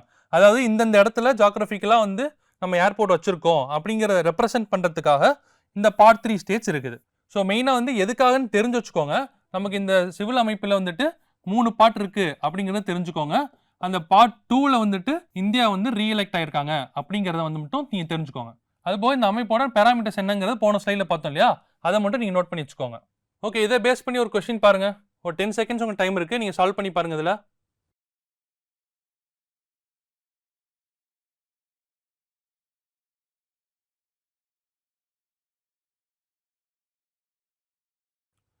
ஓகே, கொஸ்டின் இப்போ படிங்க கூட. Which of the following does not fall under அப்படின்னு கொடுத்துருக்காங்க. Does not fall under ICAO's function அப்படின்னு கொடுத்தாங்க. இப்போ நம்ம முன்னாடி ஸ்லைடில் பாருங்க. இப்போ ஐசிஏஓட ஃபங்க்ஷன் என்னன்னு பார்த்தோம், to set a global air navigation standards அப்படின்னு பார்த்தோம் இல்லையா. ஸோ இது எல்லாமே வந்து உள்ளே வந்துடும். இப்போ என்னென்ன பார்க்கலாமா? இப்போ ஆப்ஷன்ஸ் பாருங்க. Developing standards for international air navigation. So இது வந்து ஒன் ஆஃப் தி ஃபங்க்ஷனாக பார்த்தோமா. ஸோ ஆப்ஷன் ஏ வருமான்னு கேட்டால் ஏ வராது. அடுத்து பாருங்க, facilitating border crossing procedures for international civil aviation அப்படின்னு கொடுத்துருக்காங்க. அதாவது பார்டர் கிராசிங் அப்படின்னா வந்து இப்போ ஒரு நாட்டை விட்டு ஒரு கண்ட்ரி விட்டு இன்னொரு கண்ட்ரி போகிறது. ஸோ அது வந்து இன்டர்நேஷ்னல் லெவலில் சைன் பண்ணது தானே. ஸோ இப்போ பார்டர் கிராசிங் ப்ரொசீஜர்ஸும் வந்துட்டு அவங்க வந்துட்டு சைன் பண்ணியிருப்பாங்க. ஸோ ஆப்ஷன் பி வருமா? அதுவும் வராது. அடுத்து பாருங்க, licensing private pilots for purely domestic recreational flights அப்படின்னு கொடுத்துருக்காங்க. அதாவது தமிழில் பார்த்தோம்னா முற்றிலும் உள்நாட்டு பொழுதுபோக்கு விமானங்களுக்கு தனியார் விமானிகளுக்கு உரிமம் வழங்குதல் அப்படின்னு கொடுத்துருக்காங்க. அதாவது பிரைவேட்டானா இப்போ நான் ஒரு ஃப்ளைட் வச்சிருக்கேன்னா நான் எடுத்துட்டு எனக்கு ரெக்ரியேஷன் சும்மா டூர் போகிறேன் அப்படிங்கிற மாதிரி தான் என்ன ப்ரைவேட் ஃப்ளைட் சொல்லுவாங்க. ஸோ அதுக்கு வந்து லைசன்சிங் கொடுக்குறாங்க அப்படின்னு சொல்கிறாங்க. ஸோ அது வந்து ஆப்ஷனாக இருக்காது. இது ஐசிஐயோட ஃபங்க்ஷனாக இருக்குமான்னு கேட்டால் அது கிடையாது இல்லையா. ஸோ அப்போ வந்து சி தான் ஆன்சராக இருக்கும். அடுத்து டி ஆப்ஷன் பாருங்க, establishing protocols for air accident investigation. இப்போ ஏதாவது ஃப்ளைட்டு போயிட்டே இருக்கும்போது திடீர்னு ஆக்சிடென்ட் ஆகிடுச்சு அப்படின்னா வந்துட்டு நமக்கு இந்த பிளாக் பாக்ஸ்னு சொல்லுவோம். நியூஸில் என்ன பார்த்துருந்தீங்கன்னா பிளாக் பாக்ஸ்னு சொல்லுவோம். ஸோ அந்த ஃப்ளைட்டோட ஃபங்க்ஷனிங் என்ன இருந்துச்சு, ஆக்சிடென்ட் ஆகிறதுக்கு முன்னாடி இந்த ஃபங்க்ஷனிங் என்ன இருந்துச்சு அப்படிங்கிறத பார்க்குறதா வந்து இந்த பிளாக் பாக்ஸ்ன்னு இருக்கும். ஸோ அதை வந்து நம்ம இன்வெஸ்டிகேட் பண்ணுறது, அதுக்கான ப்ரோட்டோகால்ஸ் எஸ்டாப்ளிஷ் பண்ணுறது அப்படின்னா வந்துட்டு இந்த ஐசிஏஓட ஃபங்க்ஷன் தான் அதுவும். ஸோ அப்போ ஆப்ஷன் டியும் வராது. இப்போ நம்ம கொஸ்டின் வந்துட்டு எது ஃபங்க்ஷன் இல்லைன்னு கேட்டிருக்காங்க கரெக்டாக. ஸோ அப்போ ஆப்ஷன் சி தான் வந்துட்டு ஃபங்க்ஷன் இல்லை. மற்ற மூணுமே வந்துட்டு ஐசிஏஓட ஒன் ஆஃப் தி ஃபங்க்ஷன்ஸ். புரியுதுங்களா? ஸோ இந்த ஐசிஏஓட வந்து ஃபங்க்ஷன்ஸ் என்னன்னு நம்ம பார்த்தோம். ஸோ இந்தியா வந்து அந்த ஐசிஏஓட பார்ட் 2 கவுன்சிலோட ரீஎலெக்ட் ஆயிருக்காங்க அப்படிங்கிறத பார்த்தோம். ஸோ அதை பேஸ் பண்ணி ஒரு ஃபங்க்ஷன்ஸை வச்சு ஒரு கொஸ்டினை நம்ம சால்வ் பண்ணோம். சரி, நீங்கள் நோட் பண்ணி வச்சுக்கோங்க. அதே மாதிரி இந்த ஸ்லைடில் பார்க்கும்போது உங்கள் லோகோவும் நான் கொடுத்துருப்பேன். இப்போ ஒரு சில கொஸ்டின்ஸை எப்படி கேட்குறாங்க அப்படின்னா வந்து இன்டர்நேஷனல் ஆர்கனைசேஷன் கொடுத்துட்டு இது லோகோ வந்து டிஃப்ரென்ஷியேட் பண்ணி காமிங்கன்றாங்க. இல்லாட்டி லோகோ கொடுத்துட்டு இது என்ன மாதிரி ஆர்கனைசேஷன் அப்படின்னு சொல்லி கீழே ஆப்ஷன்ஸ் கொடுத்துருப்பாங்க. ஸோ நீங்கள் வந்து ஜென்ரலாக இது மாதிரி படிக்காமல் இந்த மாதிரி ஸ்லைடில் கொடுத்துருக்கிற லோகோஸையும் நீங்கள் பாருங்கள், அது உங்களுக்கு யூஸ்ஃபுல்லாக இருக்கும். ஸோ நம்ம நெக்ஸ்ட் டாபிக் என்ன பார்க்க போகிறோம் அப்படின்னா வந்துட்டு நோபல் பிரைஸ் அவார்ட்ஸ் 2025 அப்படிங்கிறது நம்ம நெக்ஸ்ட் டாப்பிக்காக இருக்குது. ஸோ இது என்ன 2025 நோபல் பிரைஸ் அவார்ட் அப்படின்னு நம்ம பார்த்தோம்னா, ஆல்ஃபிரட் நோபல் அப்படிங்கிற ஒரு சயின்டிஸ்ட் இருந்தார். ஆல்ஃபிரட் நோபல் என்ன பண்ணார் அப்படின்னா வந்துட்டு இந்த மாதிரி சயின்ஸ் டீமில் இருக்கும் வரவங்களுக்கு, அதாவது ஃபிசிக்ஸ், கெமிஸ்ட்ரி, மெடிசின், லிட்ரேச்சர், அதே மாதிரி நோபல் பீஸ் பிரைஸ், ஸோ இது மாதிரிலாம் வந்துட்டு எல்லாத்துக்கும் நம்ம அவார்ட்ஸ் தரணும், அவங்களுடைய இன்வென்ஷனுக்கு நம்ம வந்து ரெகக்னைஸ் பண்ணணும் அப்படிங்கிறதுனால 1901, அதாவது எந்த இயர் அப்படின்னா வந்துட்டு 1901 இந்த ஆண்டில் என்ன பண்ணியிருக்காருன்னா ஆல்ஃபிரட் நோபல் அப்படிங்கிற சயின்டிஸ்ட் வந்துட்டு அவரோட பேர் கீழேயே வந்து நோபல் பிரைஸ் அவார்ட்ஸ் அப்படின்னு சொல்லி கொடுக்குறாங்க. இது வருஷமாக கொடுத்துட்டே வராங்க. இப்போ ஃபிசிக்ஸ், கெமிஸ்ட்ரி, மெடிசின் அது மாதிரி கேட்டகரிஸ்க்கெலாம் வந்துட்டு ஸ்வீடன் அப்படிங்கிற நாட்டிலேருந்து தான் வந்துட்டு இந்த நோபல் பிரைஸ் அவார்ட்ஸை கொடுக்குறாங்க. ஸோ இந்த வருஷம் 2025க்கு ஒவ்வொரு சப்ஜெக்ட்டுக்கும் கீழே யார் யார் வந்து நோபல் பிரைஸ் அவார்ட்ஸ் வாங்கியிருக்காங்கிறத நம்ம பார்க்கலாம். ஸோ இப்போ ஃபஸ்ட்டு டாபிக் என்ன பார்த்தோம்னா Nobel prize for physics. So ஃபிசிக்ஸ்க்கு வந்துட்டு யார் யாருக்கு கொடுத்துருக்காங்க அப்படின்னா வந்துட்டு ஜான் கிளார்க், மைக்கேல் டிவோர்ட், அப்புறம் வந்துட்டு ஜான் மார்டின்ஸ். இங்கே 3 பேருக்கு தான் வந்துட்டு ஃபிசிக்ஸ் பேஸ் பண்ணி இந்த நோபல் பிரைஸ் அவார்ட்ஸ் கொடுத்துருக்காங்க. இது என்ன டிஸ்கவரி கண்டுபிடிச்சாங்க அப்படின்னு பார்த்தோம் அப்படின்னா for the discovery of macroscopic quantum mechanical tunneling and energy quantization in an electrical circuit அப்படின்னு கொடுத்துருக்காங்க. அதாவது இந்த கான்செப்டை நம்ம சிம்பிளாக பார்க்கணும் அப்படின்னா வந்துட்டு இப்போ ஒரு செவர் இருக்குது, நமக்கு நிறைய பேர் கிரிக்கெட் விளாடுவோம், பால்னா வச்சு விளாடுவோம் இல்லையா. ஸோ இப்போ நம்ம செவத்தில் இப்போ பால் போடும்போது என்ன ஆகும், அது நமக்கு வந்து ரிஃப்ளெக்ட் ஆகும். அதே மாதிரி என்ன ஆகும் அப்படின்னா வந்து நம்ம பார்ட்டிகல்ஸ்னால் படிச்சிருப்போம், ப்ரோட்டான்ஸ், எலக்ட்ரான்ஸ், நியூட்ரான்ஸ், இந்த மாதிரி பார்ட்டிகல்ஸ்லாம் நீங்கள் சயின்ஸ் சப்ஜெக்ட்டில் படிச்சிருப்பீங்க. ஸோ அதே மாதிரி இப்போ அதே வாலில் ஒரு எலக்ட்ரான் நம்ம தூக்கி போடும்போது, அதாவது எலக்ட்ரான்னா இன்விசிபிள் பார்ட்டிகல்ஸ் தான் அது நம்ம இப்படி தூக்கி போடும்போது என்ன ஆகும் அப்படின்னா வந்து நமக்கு ஒரு சிலது ரிஃப்ளெக்ட் ஆகும், ஒரு சிலது வந்துட்டு என்ன ஆகும்னா அந்த வாலையும் தாண்டி அந்த எலக்ட்ரான் வந்து பாஸ் ஆகும். அது எப்படி பாஸ் ஆகுது அப்படிங்கிறத வந்துட்டு என்ன சொல்லுவாங்க அப்படின்னா வந்து அந்த கான்செப்ட் ஃபுல்லாக என்ன சொல்லுவாங்கன்னா குவாண்டம் பிசிக்ஸ் அப்படின்னு சொல்லுவாங்க. இந்த எலக்ட்ரான் பாஸ் ஆகுது இல்லையா, அதை தான் என்ன சொல்கிறாங்க அப்படின்னா வந்து குவாண்டம் டனலிங் அப்படின்னு நம்ம சொல்கிறாங்க. ஸோ ஜென்ரலாக இது என்னன்னு தெரிஞ்சுக்கோங்க. அதே மாதிரி இந்த ஃபிசிக்ஸ் கீழே யார் யாருக்கு கொடுத்துருக்காங்க அப்படின்னு மட்டும் தெரிஞ்சால் போதும். உங்களுக்கு வந்து கொஸ்டின்ஸ் எப்படி இருக்கும் அப்படின்னா இந்த வருஷம் ஃபிசிக்ஸில் வந்துட்டு யார் வாங்கினா அப்படிங்கிற ஒரு கொஸ்டின் இருக்கும். அதே மாதிரி எதுக்காக ஃபிசிக்ஸ் கீழே இந்த சப்ஜெக்ட் கீழே டிஸ்கவரி எந்த டிஸ்கவரிக்கு கொடுத்துருக்காங்க அப்படிங்கிறது தெரிஞ்சால் போதும். ஸோ ஃபிசிக்ஸ்க்கு என்ன பார்த்தோம், குவாண்டம் டனலிங் பார்த்தோம். அந்த 3 பேர் யார் யார் பார்த்தோம், John Clarke, Michael divorced, John Martin's. So இவங்களுக்கு தான் வந்து கொடுத்துருக்காங்க. ஸோ இது வந்து ஃபிசிக்ஸ் சப்ஜெக்ட்டுக்கு. நெக்ஸ்ட் எந்த சப்ஜெக்ட் பார்க்கலாம்னா கெமிஸ்ட்ரி அப்படிங்கிற சப்ஜெக்ட்டுக்கு யார் யார் வாங்கியிருக்காங்க அப்படின்னா வந்து சுஷ்மு கிட்டாகவா இவரும், அப்புறம் ரிச்சர்ட் ராப்சன் அப்படிங்கிறவங்களும், அப்புறம் வந்துட்டு ஓமர் யாகி. ஸோ இவங்க 3 பேர்த்துக்கு தான் வந்துட்டு கெமிஸ்ட்ரிக்கான நோபல் பிரைஸை கொடுத்துருக்காங்க.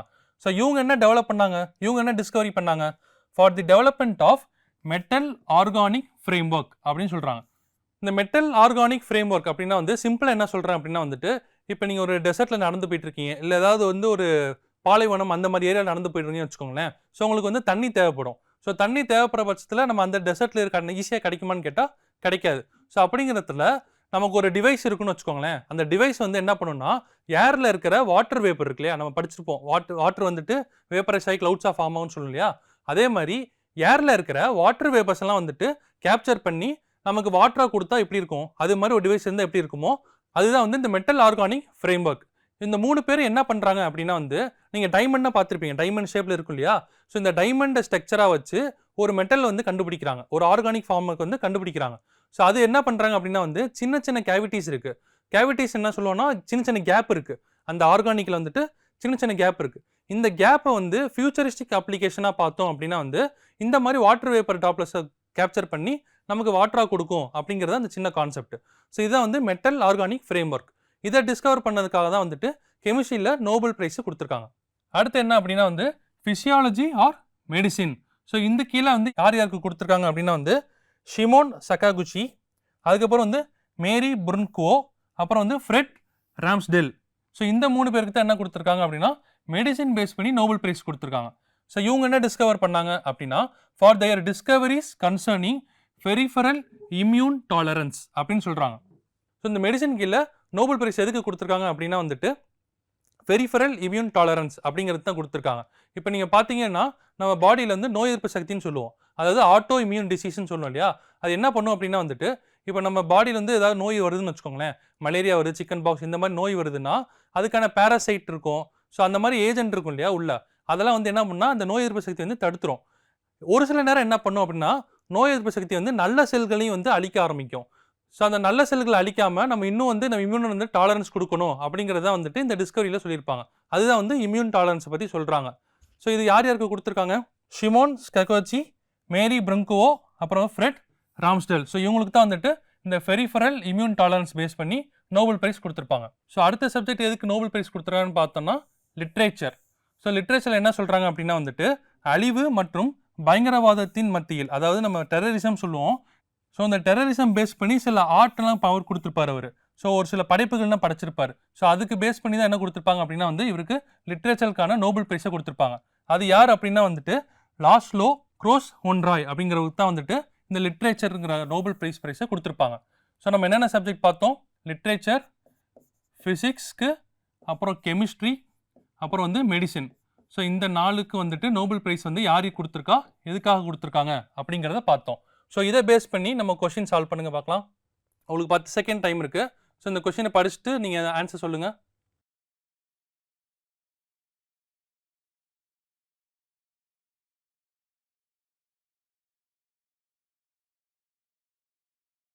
ஸோ இப்போ கொஷின் படிங்க. ஃபார் விச் பர்பஸ் இந்த 2025 Nobel prize in physics was awarded அப்படின்னு கேட்டிருக்காங்க. ஸோ ஆப்ஷன் பார்த்தோம் அப்படின்னா வந்து இம்யூன் சிஸ்டம் ரெகுலேஷன் டிஸ்கவரிஸ்ன்னு கொடுத்துருக்காங்க, development of metal organic framework, C option என்னது macroscopic quantum mechanical tunneling and energy quantization in electrical circuit அப்படின்னு கொடுத்துருக்காங்க. அடுத்து வந்துட்டு visionary literary body of work அப்படின்னு கொடுத்துருக்காங்க. ஸோ இங்கே என்ன கான்செப்ட் கேட்குறாங்க, நமக்கு ஃபிசிக்ஸில் தான் கேட்குறாங்க இல்லையா. ஃபிசிக்ஸ் என்னென்னு பார்த்தோம், நம்ம குவாண்டம் வச்சு பார்த்தோம் இல்லையா, குவாண்டம் டனலிங் வச்சு. ஸோ ஆப்ஷன் சி தான் வந்து இதுக்கான கரெக்டான answer, macroscopic quantum mechanical tunneling and energy quantization in electrical circuit. அப்போ மற்ற ஆப்ஷன்ஸ் என்ன, இம்யூன் சிஸ்டம் என்னென்னு பார்த்தோம், நம்ம மெடிசின் பேஸ் பண்ணி நோபல் பிரைஸ் கொடுத்தாங்களா. அடுத்து வந்து பி ஆப்ஷனில் மெட்டல் ஆர்கானிக் ஃப்ரேம் ஒர்க்குங்கிறது கெமிஸ்ட்ரி சப்ஜெக்ட்டுக்கு கொடுத்தாங்க, கரெக்டாக. ஸோ அடுத்து டி ஆப்ஷன் பாருங்கள், விஷனரி லிட்ரரி ஒர்க்குங்கிறது லிட்ரேச்சருக்கு கொடுத்துருக்காங்க. ஸோ அப்போ இந்த கொஷனுக்கு ஆப்ஷன் சி தான் வந்து கரெக்டான ஆன்சர். ஸோ நோபல் பிரைஸ் வச்சு நம்ம பார்க்கும்போது physics, chemistry, medicine and literature, so இந்தந்த கான்செப்ட் கீழே எதுக்காக, என்ன டிஸ்கவரிக்காக, என்ன டெவலப்மெண்ட்டுக்காக கொடுத்தாங்க அப்படிங்கிறது பார்த்தோம். அதே மாதிரி நோபல் பிரைஸ் வந்து யார், எந்த சயின்டிஸ்ட் ஆல்ஃபிரட் நோபல் கொடுத்தாங்கிறது பார்த்தோம். எந்த கண்ட்ரி கொடுத்தாங்க, ஸ்வீடன் அப்படிங்கிற கண்ட்ரி கொடுத்தாங்க பார்த்தோமா. ஸோ இது மாதிரி பேஸ் பண்ணி நம்ம கொஸ்டினும் நம்ம சால்வ் பண்ணோம்.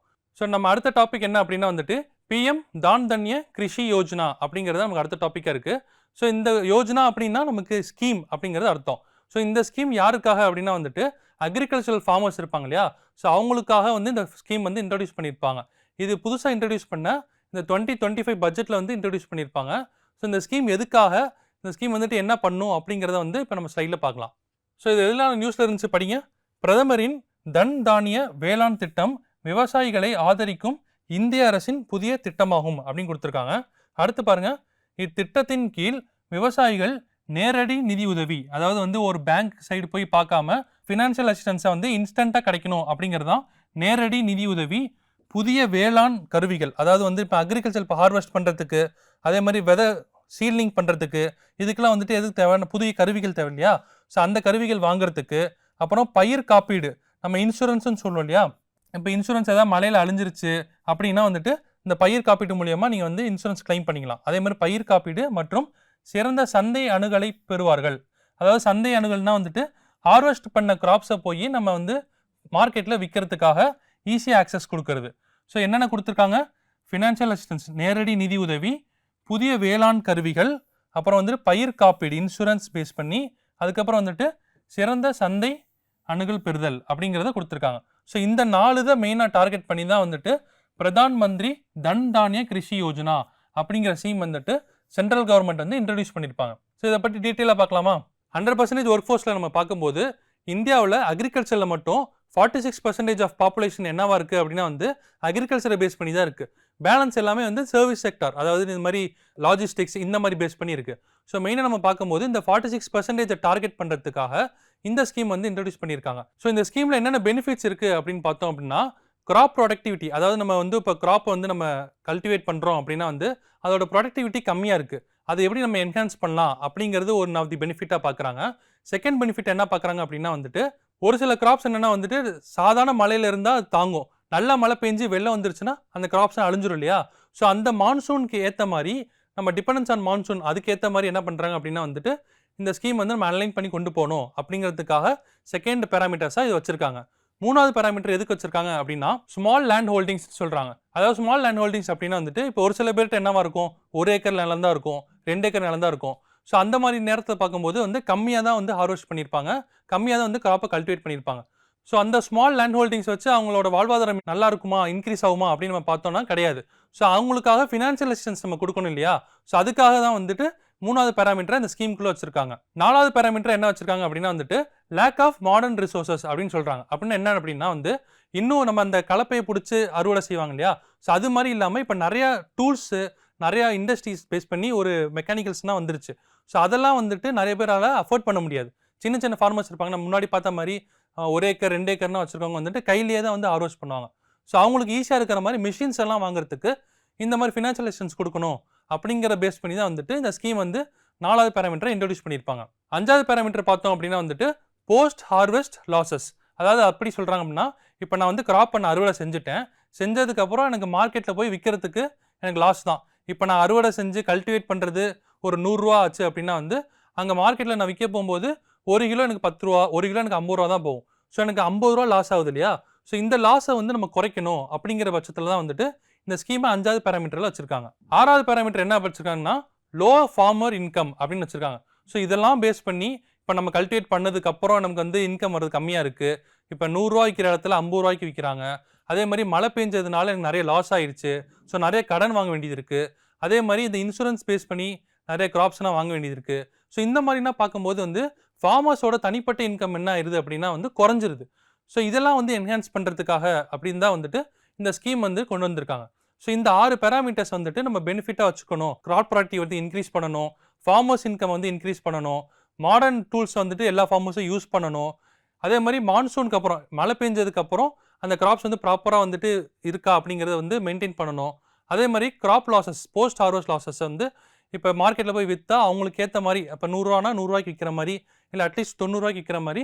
ஸோ இது மாதிரி அவங்களோட மார்க்கெட் இன்டர்வென்ஷன் வந்துட்டு சீக்கிரமாக எஸ்டாப்ளிஷ் பண்ணும் அப்படிங்கிறதுக்காக தான் வந்துட்டு இந்த யோஜனா, இந்த ஸ்கீமை வந்து இன்ட்ரடியூஸ் பண்ணியிருப்பாங்க. ஸோ இதனால ஃபார்மர்ஸ்க்கு என்ன ஆகும்னா வந்துட்டு நிறைய ஃபினான்ஷியல் அசிஸ்டன்ஸ் கிடைக்கும். அதே மாதிரி ஈஸியாக மார்க்கெட் அக்சசிபிலிட்டினா நிறைய கிடைக்கும்.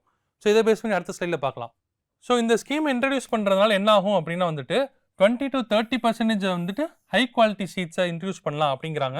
அதே மாதிரி மான்சூன் ரெசிலன்ஸ் வந்து ரெடியூஸ் பண்ணுங்கிறாங்க. அதாவது மழையை நம்பியே இருக்கிறவங்களுக்காக நம்ம என்ன பண்ணலாம்னா ட்ரிப் இரிகேஷன் சொல்லுவோம் இல்லையா, சொட்டு நீர் பாசனம் சொல்லுவோம் இல்லையா, ஸோ அதெல்லாம் இன்ட்ரடியூஸ் பண்ணலாம் அப்படின்னு சொல்கிறாங்க. அடுத்து என்ன சொல்கிறாங்கன்னா வந்துட்டு அஃபோர்டபுள் டூல்ஸை பற்றி பேசுகிறாங்க. அதாவது மிஷின் காஸ்ட்லியாக இருக்கும், ஸோ அதை வந்து நம்ம குறைச்சி ஒரு அவங்களோட அஃபோர்ட் பண்ண முடியும், வாங்க முடியும் அப்படிங்கிற பட்சத்தில் ஒரு டூல்ஸ் வாங்கணும் இல்லையா, ஸோ அதை வந்து இந்த யோஜனா கீழே இன்ட்ரடியூஸ் பண்ணியிருக்காங்க.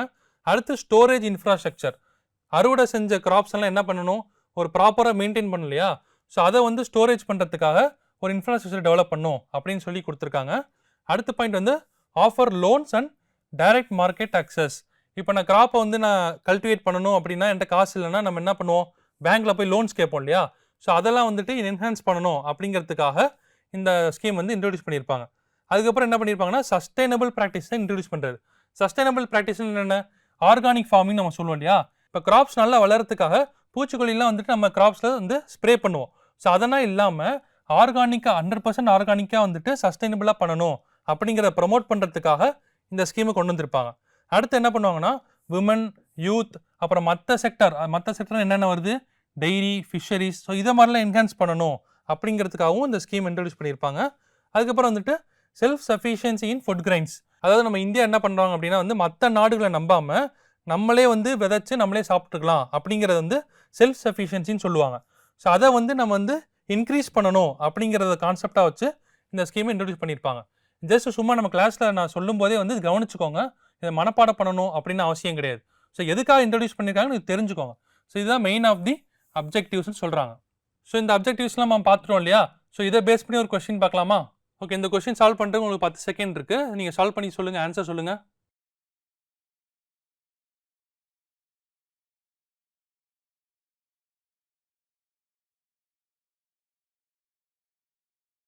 ஓகே, இப்போ கொஸ்டின் பாருங்க.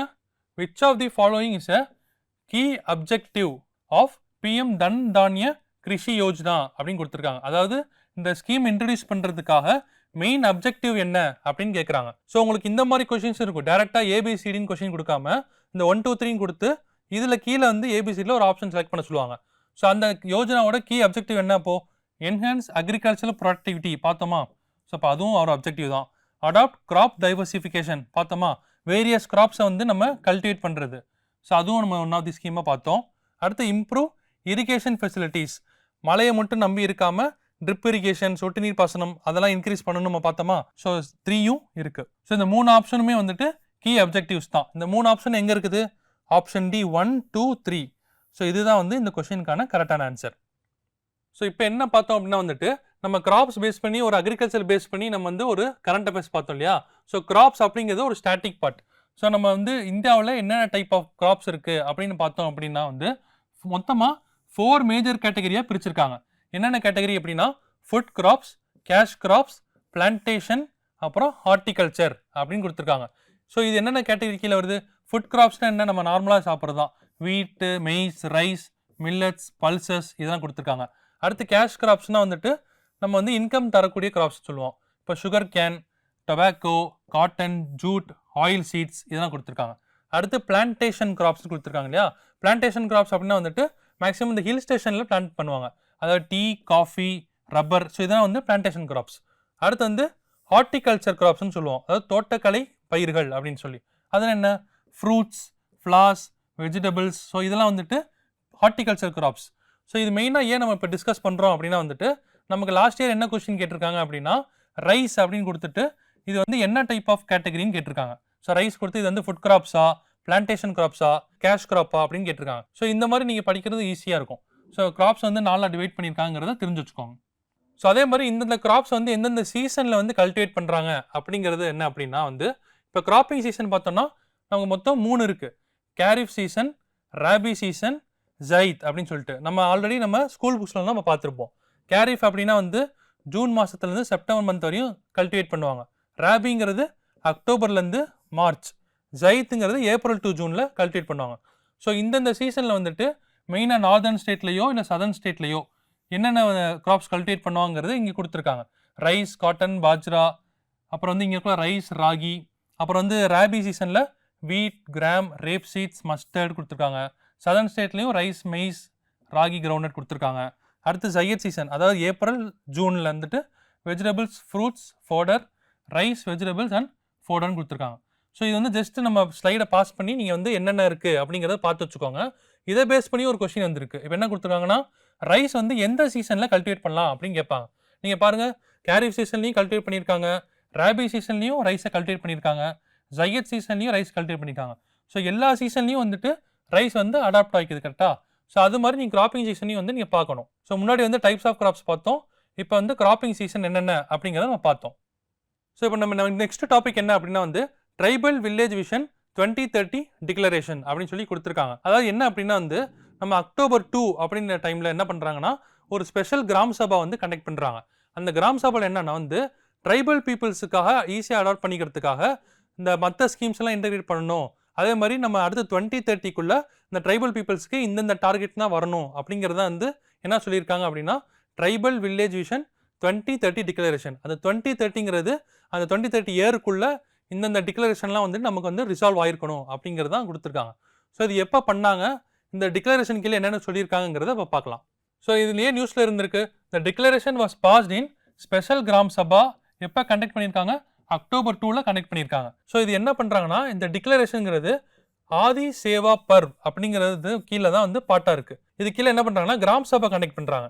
ஸோ இந்த ஆதி சேவா பர்வ் வந்து கிராம் சபா கண்டக்ட் பண்ணி எப்போ கண்டக்ட் பண்ணுறாங்க அப்படின்னா வந்து மொத்தம் எத்தனை பேர் இருக்காங்க அப்படின்னா 1 lakh ட்ரைபல் டாமினேட்டட் வில்லேஜஸ். அதாவது வில்லேஜஸில் பர்டிகுலராக ட்ரைபல்ஸ் மட்டும் இருப்பாங்க இல்லையா, ஸோ அவங்கள மட்டும் டார்கெட் பண்ணி இந்த ஆதி சேவா பர்வ் அப்படிங்கிறத வந்து என்ன பண்ணுறாங்கன்னா கிராம சபா கண்டக்ட் பண்ணுறாங்க. ஸோ இந்த கிராம சபாவில் தான் என்ன பண்ணுறாங்க அப்படின்னா வந்து இந்த 2030 டிக்ளரேஷன் அப்படிங்கிறத கொண்டு வராங்க. ஸோ என்ன அந்த டிக்ளரேஷன் அப்படின்னு நம்ம பார்க்கலாமா? இந்த டிக்ளரேஷன் என்னென்னு மட்டும் தெரிஞ்சு வச்சுக்கோங்க. இது மனப்பாடம் பண்ணணுங்கிறது அவசியம் கிடையாது, சும்மா லைட்டாக டிஸ்கஸ் பண்ணலாம். இப்போ கம்யூனிட்டி லெட் டெவலப்மெண்ட் அப்படின்னு கொடுத்துருக்காங்க இல்லையா, ஸோ அப்படின்னா என்ன அப்படின்னா வந்து அந்த ட்ரைபல் டாமினேட்டட் வில்லேஜஸ் இருப்பாங்க, அந்த வில்லேஜஸில் ட்ரைபல்ஸ் மட்டும் இருப்பாங்க இல்லையா, ஸோ அவங்களுக்கு மிக தேவையான பொருட்கள் என்னென்ன இருக்கும். ஒரு இப்போ பார்த்தீங்கன்னா ஜஸ்ட் குடிசை வீட்டில் மட்டும் தங்கியிருப்பாங்க. ஸோ அவங்களுக்கு வந்து ஹவுஸ் ஹோல்டு அந்த மாதிரிலாம் வந்துட்டு ஸ்கீம் என்ஹான்ஸ் பண்ணுறதுக்காக இந்த டிக்ளரேஷனில் கம்யூனிட்டி லெட் டெவலப்மெண்ட் வந்து கொடுத்துருப்பாங்க. ஸோ அடுத்து செகண்ட் பார்த்தோம் அப்படின்னா வந்துட்டு வில்லேஜ் லெவல் கோல்ஸ் அப்படின்னு கொடுத்துருக்காங்க. வில்லேஜ் லெவல் கோல்ஸ் என்ன அப்படின்னா வந்து அந்த ட்ரைபல் பீப்புள்ஸ்க்காக எஜுகேஷன், ஹெல்த், ஸோ இந்த மாதிரி இஷ்யூஸ் எல்லாம் வந்துட்டு இன்னும் என்ஹான்ஸ் பண்ணுறதுக்காக இந்த வில்லேஜ் லெவல் கோல்ஸை கொடுத்துருப்பாங்க. ஸோ தேர்ட் என்ன கொடுத்துருப்பாங்க அப்படின்னா வந்துட்டு மற்ற வேரியஸ் ஸ்கீம்ஸ், அதாவது PM ஜன்மன், ஸோ இந்த மாதிரி வேரியஸ் ட்ரைபல் ஸ்கீம்ஸு நம்ம சென்ட்ரல் கவர்மெண்ட்டு கொண்டு வந்திருக்காங்க. ஸோ அந்த ஸ்கீம்ஸ் வந்து இந்த லோக்கல் ட்ரைபல் பீப்புள்ஸுக்கு போய் சேரணும் அப்படிங்கிறதுக்காக இந்த டிக்ளரேஷன் கீழே வந்து இந்தந்த ஸ்கீம்ஸ்லாம் வந்து இன்டகிரேட் பண்ணி எல்லாத்துக்கும் டார்கெட் பண்ணணும் அப்படிங்கிறதுக்காக இந்த ஸ்கீம் டார்கெட்டிங்கை வந்து பேசியிருக்காங்க. ஸோ அடுத்து ஃபோர்த் என்ன கொடுத்துருக்காங்க அப்படின்னா வந்து இன்ஸ்டிடியூஷனல் மெக்கானிசம், அதாவது ஆதி சேவா கேந்திராஸ் அப்படின்னு சொல்லுவோம் இல்லையா. இப்போ நமக்கு எதாவது தேவை அப்படின்னா கவர்மெண்ட் டாக்குமெண்ட் ஏதாவது தேவை, ஆதார் கார்டு எடுக்கணும் அப்படின்னா நம்ம வந்து இ-சேவை மையமுக்கு போவோம். ஸோ அதே மாதிரி ட்ரைபல் பீப்புள்ஸ்க்காக ஈஸியாக அடாப்ட் பண்ணுறதுக்காக ஆதி சேவா கேந்திரா அப்படின்னு சொல்லி என்ன பண்ணுறாங்கன்னா அதை ஒரு இன்ட்ரடியூஸ் பண்ணி ஸோ அவங்களோட நீட்ஸை வந்து ஃபுல்ஃபில் பண்ணுறதுக்காக இதை இன்ட்ரடியூஸ் பண்ணியிருக்காங்க. ஸோ அடுத்து 5வது என்ன வச்சுருக்காங்க அப்படின்னா வந்து ஆதிவாணி ஆப் அப்படின்னு சொல்லிட்டு, அதாவது இப்போ நம்ம பியூரோக்ராட்ஸ் இருக்காங்க இல்லையா, IAS IPSலாம் இருக்காங்க இல்லையா, அதே மாதிரி மற்ற ஆஃபீஸர்ஸ்லாம் இருப்பாங்க. ஸோ அவங்களாம் வந்து இந்த ட்ரைபல் பீப்புள்ஸ் கிராஸ் பண்ணும்போது ட்ரைபல் பீப்புளுக்குன்னு தனியாக வந்து ஒரு நேட்டிவ் லாங்குவேஜஸ் இருக்கும். இப்போ நம்ம தமிழ் பேசுகிற மாதிரி, கேரளாவில் மலையாளம் பேசுகிற மாதிரி ஒவ்வொரு ட்ரைபல் பீப்புளுக்கும் வந்துட்டு ஒவ்வொரு லாங்குவேஜஸ் இருக்கும் இல்லையா.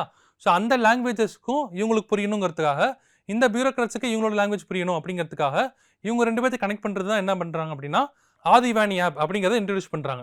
ஸோ இந்த ஆப் மூலியமாக வந்து ஒருத்தருக்கு ஒருத்தர் ஈஸியாக கம்யூனிகேட் பண்ண முடியும்.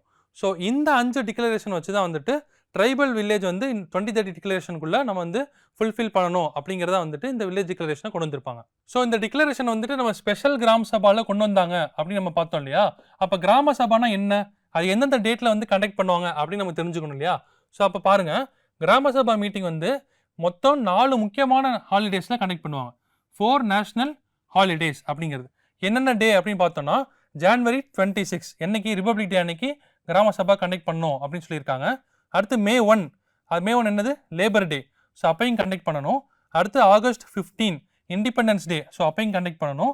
அடுத்து வந்துட்டு October 2 யாருடைய பர்த்டேவாக இருக்குது, மகாத்மா காந்தியோட பர்த்டே நம்ம பார்த்தோமா, birth anniversary. So Gandhi Jayanti அன்னைக்கு இந்த October 2 அன்னைக்கு நம்ம வந்து கிராம சபா வந்து கொண்டாடணும் அப்படின்னு வச்சுருக்கோம். ஸோ இந்த 4 டேட்டில் வச்சுருக்காங்க இல்லையா. ஸோ இது வந்து சென்ட்ரல் கவர்மெண்ட்டுடைய நேஷனல் ஹாலிடேஸில் கொண்டாடுறாங்க. ஸோ இவங்க என்ன பண்ணுறாங்கன்னா வேணும்னா வந்து 2 நாள் ஆட் பண்ணிக்கலாம் அப்படின்னு சொல்கிறாங்க இந்த கிராம சபா கண்டக்ட் பண்ணுறதுக்கு. ஸோ ஃபார் எக்ஸாம்பிள் என்ன பண்ணியிருக்காங்க, இப்போ தமிழ்நாட்டில் பார்த்தீங்கன்னா தமிழ்நாடு கவர்மெண்ட் என்ன பண்ணுறாங்க அப்படின்னா இந்த கிராம சபா வந்து வேர்ல்டு வாட்டர் டே அது என்னைக்கு வச்சுருக்காங்க, March 22. அப்பையும் லோக்கல் கவர்னன்ஸ் டே அது என்னைக்குன்னா November 1. ஸோ இந்த 2 டேட்லையும் சேர்த்து மொத்தம் 6 நாட்கள் வந்து இந்த கிராம சபா கூட்டம் நடக்கும். நீங்கள் வில்லேஜஸ்லாம் பார்த்துருப்பீங்க, ஒரு மரத்தடியில் உட்காந்து கிராம சபா கூட்டம் ஆஃபீஸர்ஸ்லாம் வந்து பேசிகிட்டு இருப்பாங்க இல்லையா. ஸோ இந்த 6 நாள் தான் வந்துட்டு மொத்தம் இந்த கிராம சபா கூட்டம் நடக்கும். ஸோ இதை வந்து சைடில் நோட் பண்ணி வச்சுக்கோங்க. நம்ம 2 அக்டோபர் வந்து காந்தி ஜெயந்தின்னு பார்த்தோம் இல்லையா. ஸோ மகாத்மா காந்தியோட பர்த் ஆனிவர்சரியும் எப்போ தான் வந்து செலிப்ரேட் பண்ணுவாங்க. அதுவும் இல்லாமல் நம்ம லால் பகதூர் சாஸ்திரி அவருடைய செலிப்ரேஷனும் பர்த் செலிப்ரேஷனும் எப்போ நடக்கும், October 2 தான் நடக்கும். இதை வந்து நோட் பண்ணி வச்சுக்கோங்க. ஸோ நமக்கு அடுத்த டாபிக் என்ன அப்படின்னா வந்துட்டு யூனியன் பப்ளிக் சர்வீஸ் கமிஷன், அதாவது ஒன்றிய அரசு பணியாளர் தேர்வாணையம் அப்படின்னு சொல்லி தான் நம்ம அடுத்து பார்க்குறோம். ஸோ இந்த யூனியன் பப்ளிக் சர்வீஸ் கமிஷன் என்ன பண்ணுவாங்க அப்படின்னா வந்துட்டு IAS IPS ஸோ இவங்களுக்கான எக்ஸாம்ஸ்லாம் கண்டக்ட் பண்ணி அந்தந்த டிஸ்ட்ரிக்ட் கலெக்டரோ இல்லை வந்து ஒரு பர்டிகுலர் டிபார்ட்மெண்ட்டோட செக்ரட்டரிஸாவோ உட்கார வைப்பாங்க. ஸோ அதுதான் வந்து இந்த கமிஷனுடைய முக்கியமான வேலை. இது வந்து யூனியன் லெவல், அதாவது சென்ட்ரல் லெவலில் பார்க்குறது வந்துட்டு நம்ம UPSC union public service commission அப்படின்னு நம்ம சொல்கிறோம். இதே மாதிரி ஸ்டேட் லெவல் என்ன சொல்கிறோம் அப்படின்னா இப்போ நம்ம தமிழ்நாடு எக்ஸாம்பிள் எடுத்துக்கிட்டோம் அப்படின்னா TNPSCன்னு சொல்கிறோம் இல்லையா, தமிழ்நாடு பப்ளிக் சர்வீஸ் கமிஷன். இதுக்கு என்ன வருவாங்க, DSP டெப்டி கலெக்டர்ஸ்னு வருவாங்க இல்லையா. ஸோ இது மாதிரி பப்ளிக் சர்வீஸ் கமிஷன் வந்து இண்டிபெண்டன்ஸ் ஆனதுலேருந்து எப்படி வந்துச்சு, இது வந்து எப்படி யூனியன் பப்ளிக் சர்வீஸ் கமிஷனாக மாற்றினாங்க, ஸோ கான்ஸ்டியூஷன் கீழே நம்ம இந்தியன் கான்ஸ்டியூஷன் கீழே என்னென்ன ப்ரொவிஷன்ஸ்லாம் கொடுத்துருக்காங்க, இந்த பப்ளிக் சர்வீஸ் கமிஷன் வந்துட்டு மெம்பர்ஸ் எப்படி இருக்கணும், எப்படி ரெக்ரூட் பண்ணணும் அப்படிங்கிறதா வந்துட்டு என்ன கான்ஸ்டியூஷன் கொடுத்துருக்காங்க அப்படிங்கிறத இப்போ நம்ம பார்க்கலாம். ஸோ அதே மாதிரி இந்த UPSC அப்படிங்கிற கமிஷன் வந்து எதனால நியூஸில் இருக்குது அப்படின்னு நம்ம பார்த்தோம் அப்படின்னா வந்து இதை எஸ்டாப்ளிஷ் பண்ணது இந்த இயர் பார்த்தோம் அப்படின்னா 1925. ஸோ இந்த 2025 அப்படிங்கிறது வந்துட்டு UPSCக்கு 100th இயர் 100வது வருஷமாக செலிப்ரேட் பண்ணுறாங்க. ஸோ அதனால நம்ம கரண்ட் அஃபேர்ஸில் நம்ம பார்க்குறோம். ஸோ ஒய் நியூஸ் பார்த்தோம் அப்படின்னா on October 1, 2025 இந்த union public service commission entered it's century year அப்படின்னு கொடுத்துருக்காங்க. அதாவது 100th இயர் அப்படின்னு நம்ம சொல்கிறோம். ஸோ இந்த 100th இயரில் என்ன சொல்லியிருக்காங்க அப்படின்னா வந்து UPSC என்ன லான்ச் பண்ணியிருக்காங்க அப்படின்னா ஸோ இந்த 100th இயரில் UPSC வந்துட்டு ஒரு ஸ்பெஷல் லோகோ வந்து இன்ட்ரடியூஸ் பண்ணியிருக்காங்க. அதே மாதிரி டேக்லைன் வச்சு ஒன்று பண்ணியிருக்காங்க. அந்த டேக்லைன் என்ன சிம்பாலைஸ் பண்ணுது அப்படின்னா வந்து 100 years of service to the nation. So அப்படிங்கிறத டேக்லைன் வச்சும் ஒரு லோகோ வந்து இன்ட்ரடியூஸ் பண்ணியிருக்காங்க. ஸோ இதுதான் அந்த லோகோ. இப்போ 100 அப்படிங்கிறது வந்து நமக்கு காமிக்குது இல்லையா, 100 அப்படிங்கிறதையும் நம்ம காமிக்குது, அதாவது 100 இயர் ஆயிடுச்சு அப்படிங்கிறதும் ப்ளஸ் வந்து நம்ம நேஷனல் எம்ப்ளம் வச்சு கீழே UPSC அப்படின்னு சொல்லி மென்ஷன் பண்ணியிருக்காங்க. ஸோ இதுதான் வந்து அதுக்கான லோகோ. நீங்கள் லோகோ பார்த்துக்கோங்க. இந்த லோகோ கொடுத்து இது எந்த ஆர்கனைசேஷன் வருதுன்னு கேட்கலாம். இது வந்து 100th இயர் அப்படிங்கிற எஸ்டாப்ளிஷ் பண்ணுறதுக்காக இந்த சிம்பிள் வந்து காமிச்சிருக்காங்க. ஸோ இந்த UPSC பற்றி இன்னும் டீட்டெயிலாக பார்க்கலாமா. ஸோ பாருங்க, upon India's independence in 1947 the Federal Public Service Commission was headed by its first Indian chairman H.K. Kripalani அப்படின்னு கொடுத்துருக்காங்க. ஸோ அதுக்கப்புறம் என்ன கொடுத்துருக்காங்கன்னா நம்ம 1947 இந்தியா சுதந்திரம் வாங்குச்சு இல்லையா, சுதந்திரம் வாங்கும்போது இது என்ன சொல்லுவாங்க அப்படின்னா வந்து ஃபெட்ரல் பப்ளிக் சர்வீஸ் கமிஷன் தான் பேர் வச்சாங்க. ஃபெட்ரல் பப்ளிக் சர்வீஸ் கமிஷன் அப்படின்னு தான் பேர் வச்சாங்க. ஸோ இந்த ஃபெட்ரல் பப்ளிக் சர்வீஸ் கமிஷனோட சேர்மனை யார் இருப்பாங்க அப்படின்னா வந்துட்டு இந்த H.K. கிரிபால்னி அப்படிங்கிறத தான் வந்து சேர்மனாக இருப்பாங்க. ஸோ அதுக்கப்புறம் இந்த ஃபெட்ரல் அப்படிங்கிற வார்த்தையை எடுத்துட்டு என்னன்னு மாற்றிருப்பாங்க அப்படின்னா யூனியன் பப்ளிக் சர்வீஸ் கமிஷன், அதாவது சென்ட்ரல் கவர்மெண்ட் வந்து இந்த UPSC நடத்துவாங்க. அவங்களுக்கு எல்லாம் சென்ட்ரல் கவர்மெண்ட் கீழே வர்றது union public service commission UPSC அப்படிங்கிறது தான் கொண்டு வந்திருப்பாங்க. இந்த FPSCலேருந்து UPSCன்னு பிரிச்சிருப்பாங்க.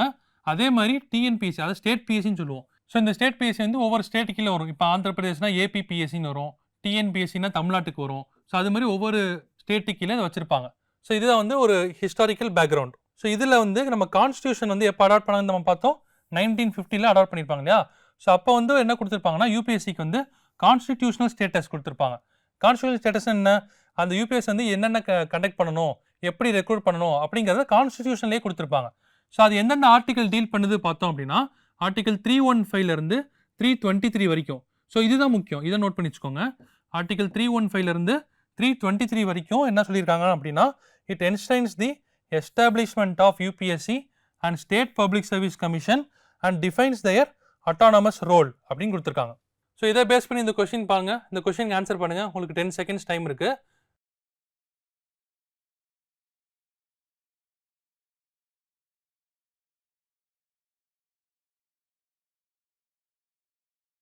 ஓகே, இப்போ கொஸ்டின் படிங்க என் கூட. Which article in the Indian constitution explains about functions of public service commission அப்படின்னு கொடுத்துருக்காங்க. நம்ம போன ஸ்லைடில் என்ன பார்த்தோம், கான்ஸ்டியூஷனல் ஸ்டேட்டஸ் வந்து எந்த ஆர்டிகல் கீழே ஆரம்பிச்சது, ஆர்டிகிள் 315 இருந்து 323 வரையும் பார்த்தோம் இல்லையா? ஸோ இந்த ஃபுல்லாகவே இந்த ஆர்டிகல்ஸ் கீழே என்ன கொடுத்துருக்காங்கன்னா வந்துட்டு பப்ளிக் சர்வீஸ் கமிஷனை பற்றி டிஸ்கஸ் பண்ணுறாங்க. கரெக்டாக? ஸோ அதே மாதிரி இந்த ஆர்டிகல்ஸ் ஆப்ஷன்ஸ்லேயும் வந்துட்டு 315, 316, 317 வரிசையாக கொடுத்துருக்காங்க இல்லையா? ஸோ 315 வந்து பப்ளிக் சர்வீஸ் கமிஷன் வந்து எஸ்டாப்ளிஷ் பண்ணணும் அப்படின்னு கொடுத்துருப்பாங்க. 316 வந்துட்டு மெம்பர்ஸ் வந்து யாரெல்லாம் மெம்பர்ஸாக இருக்கணும்னு கொடுத்துருப்பாங்க. 317 வந்துட்டு அவங்களுடைய எலிமினேஷன் கொடுத்துருப்பாங்க. ஸோ பப்ளிக் சர்வீஸ் கமிஷன் வந்து ஃபங்க்ஷன்ஸை கொடுத்துருக்கிறது வந்துட்டு ஆர்டிகல் 320 கீழே தான் கொடுத்துருப்பாங்க. இந்த ஆர்டிகல் 320 கீழே என்னென்ன ஃபங்க்ஷன் கொடுத்துருப்பாங்க அப்படின்னா வந்து யூபிஎஸ்சி வந்து எப்படி பப்ளிக் சர்வீஸ்க்காக ரெக்ரூட் பண்ணணும் அப்படிங்கிறத வந்துட்டு இந்த ஆர்டிகல் கீழே டீட்டெயிலாக கொடுத்துருப்பாங்க. ஸோ இந்த கொஸ்டினுக்கு ஆன்சர் வந்து ஆப்ஷன் டி. இது எக்ஸ்பிளனேஷன் என்ன கொடுத்துருக்காங்க? Article 320 mandates UPSC to conduct examinations for appointment to the service of the union. அதாவது தமிழில் பார்த்தோம் அப்படின்னா வந்து யூபிஎஸ்சி மத்திய பணிகளுக்காக நியமன தேர்வுகளை நடத்துதல் அப்படின்னு கொடுத்துருக்காங்க. ரைட்டா? ஸோ இதுதான் வந்து முக்கியம். ஆர்டிகல் 320 என்ன அப்படிங்கிறத நீ நோட் பண்ணி வச்சுக்கோங்க. ஸோ அடுத்த டாபிக் என்னென்னா வந்து அடுத்த ஒரு இன்டர்நேஷனல் ஆர்கனைசேஷன் தான் பார்க்க போகிறோம். என்ன அப்படின்னு பார்த்தோம்னா international convention against doping in sports அப்படின்னு கொடுத்துருக்காங்க. அதாவது என்ன அப்படின்னா வந்து கிரிக்கெட், ஹாக்கி, ரன்னிங் நிறைய பேர் போவாங்க, அத்லெட்ஸ் நிறைய பேர் இருப்பாங்க. ஸோ அந்த ஸ்போர்ட்ஸ் கீழே டோப்பிங் அப்படிங்கிற ஒரு கான்செப்ட் இருக்குது. இந்த டோப்பிங் அப்படி என்னென்னா அப்படின்னா இப்போ 100 மீட்டர் நீங்கள் ஓடணும் அப்படின்னா ஒரு 10 செகண்ட்ஸ் நீங்கள் கவர் பண்ணணும் அப்படிங்கிற பட்சத்தில் உங்களால் 15 செகண்ட்ஸ் 16 செகண்ட்ஸ் ஆகுது. ஸோ அப்போ என்ன பண்ணுவாங்க, டோப்பிங் அப்படிங்கிறது ஒரு ட்ரக் அப்படிங்கிற பார்க்கும்போது இன்ஜெக்ஷனோ ஒரு டேப்லெட்டோன்னு கூட வச்சுக்கோங்களேன். ஸோ அது என்ன பண்ணுவாங்கன்னா அந்த டோப்பிங் எடுத்ததுக்கப்புறம் அந்த 10 செகண்ட்ஸ் டார்கெட்டை வந்து அவங்க ஈஸியாக அச்சீவ் பண்ணிடுவாங்க. அந்த அத்லெட் வந்து ஈஸியாக அந்த 10 செகண்ட்ஸை ஓடிடுவாங்க. ஸோ அந்த டோப்பிங் எடுத்து நம்ம ஸ்போர்ட்ஸில் இன்வால்வ் ஆகுதுங்கிறது வந்து நடைமுறைக்கு அப்பாற்பட்டது இல்லையா? ஸோ இந்த டோப்பிங்கிறத வந்து நம்ம குறைக்கணும், இதை வந்து எதிர்த்து நம்ம வச்சிருக்கணும் அப்படிங்கிறதுக்காக தான் வந்துட்டு இந்த இன்டர்நேஷனல் கன்வென்ஷன் அப்படிங்கிறத வந்து கொண்டு வந்திருப்பாங்க. இந்த இன்டர்நேஷனல் கன்வென்ஷனில் நிறைய மெம்பர் ஸ்டேட்ஸ் இருப்பாங்க இல்லையா? நிறைய கண்ட்ரிஸ் வந்து சைன் பண்ணியிருப்பாங்க. ஸோ என்ன சைன் பண்ணியிருப்பாங்க அப்படின்னா வந்துட்டு we should be against doping in sports அப்படின்னு சைன் பண்ணியிருப்பாங்க. அதாவது இந்த ஸ்போர்ட்ஸில் வந்துட்டு டோப்பிங் யாரும் யூஸ் பண்ணக்கூடாது, எல்லாருமே ஸ்போர்ட்ஸில் வந்து டைரெக்டாக இன்வால்வ் ஆகணும் அப்படிங்கிறத வந்து இந்த கன்வென்ஷனில் சைன் பண்ணியிருப்பாங்க. இதையே இப்போ நியூஸில் இருந்துச்சு. இதை பேஸ் பண்ணி என்னென்ன ஸ்டாட்டிக் போர்ஷனுங்கிறத நம்ம பார்க்கலாம். இப்போ India was reelected as vice chair of bureau for Asia Pacific at the 10th session of COP அப்படின்னா வந்து கான்ஃபரன்ஸ் ஆஃப் பார்ட்டிஸ் அப்படின்னு சொல்லுவோம், to the international convention against doping in sport. அதாவது என்ன சொல்ல வராங்க அப்படின்னா வந்து இந்த கன்வென்ஷன் இருக்கு இல்லையா, இந்த கன்வென்ஷன் கீழே என்ன பண்ணியிருப்பாங்கன்னா ஒவ்வொரு கண்டமாக பிரிச்சிருப்பாங்க. அதாவது ஏஷியா பசிபிக் அப்படின்னு பிரிச்சிருப்பாங்க, அதே மாதிரி வந்துட்டு அமெரிக்கா. ஸோ இந்த மாதிரி ஒவ்வொரு ஜோனாக பிரிச்சிருப்பாங்க. ஸோ இந்த ஒவ்வொரு ஜோனில் ஏசியா பசிபிக் அப்படிங்கிற ஜோனுக்கு மட்டும் யார் வைஸ் சேர் பண்ணுறா இந்த வருஷம் அப்படின்னு பார்த்தோம் அப்படின்னா வந்து நம்ம நாடான இந்தியா தான் வந்துட்டு வைஸ் சேர் பண்ணுறாங்க. போன வருஷமும் போன டேர்ம்லேயும் வந்துட்டு இவங்க தான் எலெக்ட் பண்ணி வைஸ் சேராக இருந்தாங்க. இப்போ இந்தியா வந்து ரீஎலெக்ட் பண்ணியிருக்காங்க. ஸோ இதுதான் வந்துட்டு முக்கியமான கரண்ட் அஃபேர்ஸாக இருக்குது. ஸோ இந்த கன்வென்ஷன் வந்து என்ன அப்படிங்கிறத பார்த்தோம் அப்படின்னா வந்து இந்த பன்னாட்டு உடன்படிக்கை அப்படின்னா வந்து மல்டிலேட்ரல் ட்ரீட்டின்னு சொல்லுவோம். மல்டிலேட்ரல் அப்படின்னா வந்து ஒரு நாடுல 2 நாடுல நிறைய நாடுகள் சேர்ந்து இந்த ட்ரீட்டியை வந்து சைன் பண்ணியிருப்பாங்க. அதுதான் வந்துட்டு பன்னாட்டு உடன்படிக்கை அப்படின்னு சொல்கிறோம். இந்த பன்னாட்டு உடன்படிக்கையை நாடுகள் ஏற்றுக்கொண்டு விளையாட்டில் ஊக்கமருந்து எதிரான தேசிய மற்றும் அதாவது நேஷனல் லெவல்லையும் இன்டர்நேஷனல் சர்வதேச லெவல்லையும் வந்து என்ன சொல்கிறாங்கன்னா சர்வதேச நடவடிக்கைகளை மேற்கொள்ள ஒப்புக்கொள்கின்றன அப்படிங்கிறாங்க. ஸோ எல்லா கண்ட்ரீஸும் சைன் பண்ணி இந்த டோப்பிங் அப்படிங்கிற கான்செப்டை வந்து ஸ்போர்ட்ஸ்லேருந்து நம்ம எலிமினேட் பண்ணணும் அப்படின்றதான் வந்து இந்த முக்கியமான ட்ரீட்டியாக இருக்குது. ஸோ இது எது எஸ்டாப்ளிஷ் பண்ணாங்க அப்படின்னு பார்த்தோம்னா யுனெஸ்கோ, நம்ம யூஎன் பாடி நம்ம 6 ஆர்கனைசேஷன் பார்த்தோம் இல்லையா போன ஸ்லைடில். ஸோ அதே மாதிரி யுனெஸ்கோங்கிறது one of the body. So இந்த யுனெஸ்கோ கீழே தான் வந்து இந்த கன்வென்ஷனை அடாப்ட் பண்ணுறாங்க. எந்த வருஷம்? 2005 அடாப்ட் பண்ணுறாங்க. இது எப்போ ஃபோர்ஸ்க்கு வந்துச்சு, எப்போ நடைமுறைக்கு வந்துச்சுன்னா 2 வருஷம் கழிச்சு 2007 ஸோ இது எந்தோட எய்ம் என்னவா இருக்குது அப்படின்னு நம்ம பார்த்தோம் அப்படின்னா to harmonise anti doping legislation. அதாவது டோப்பிங் நம்ம யூஸ் பண்ணக்கூடாது அப்படிங்கிற ரெகுலேட் பண்ணுறதுக்காக அதுக்கான லெஜிஸ்லேஷன் நம்ம கொண்டு வரணும், அதுக்கான ரூல்ஸை மேக் பண்ணணும் அப்படிங்கிறதுக்காக இந்த லெஜிஸ்லேஷன், ரெகுலேஷன்ஸ், ரூல்ஸ் ஸோ இதெல்லாம் மேக் பண்ணுறது யார் அப்படின்னா வந்து இந்த சர்வதேச மாநாடு தான். ஸோ இதுதான் வந்து முக்கியமானது. இதில் இன்னொன்று என்ன பார்த்தோம்னா மொத்தம் 192, அதாவது நம்ம மல்டிலேட்ரல்னு பார்த்துட்டோம், பல கண்ட்ரின்னு பார்த்துட்டோம். எத்தனை கண்ட்ரினா 192.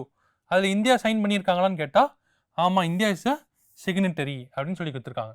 ஸோ முக்கியமான 4 பாயிண்ட் என்னப்போ, யார் அடாப்ட் பண்ணால் யுனெஸ்கோ 2005 அடாப்ட் பண்ணாங்க. இதோட எய்ம் என்ன, இந்தியா மெம்பராக இருக்கா. ஸோ இதுதான் வந்துட்டு முக்கியமான பாயிண்ட்டாக நீங்கள் கவர் பண்ணணும். ஓகே, அதை பேஸ் பண்ணி இப்போ கொஸ்டின் பாருங்கள். உங்களுக்கு 10 செகண்ட்ஸ் டைம் இருக்குது, நீங்கள் சால்வ் பண்ணி பாருங்கள். இதில்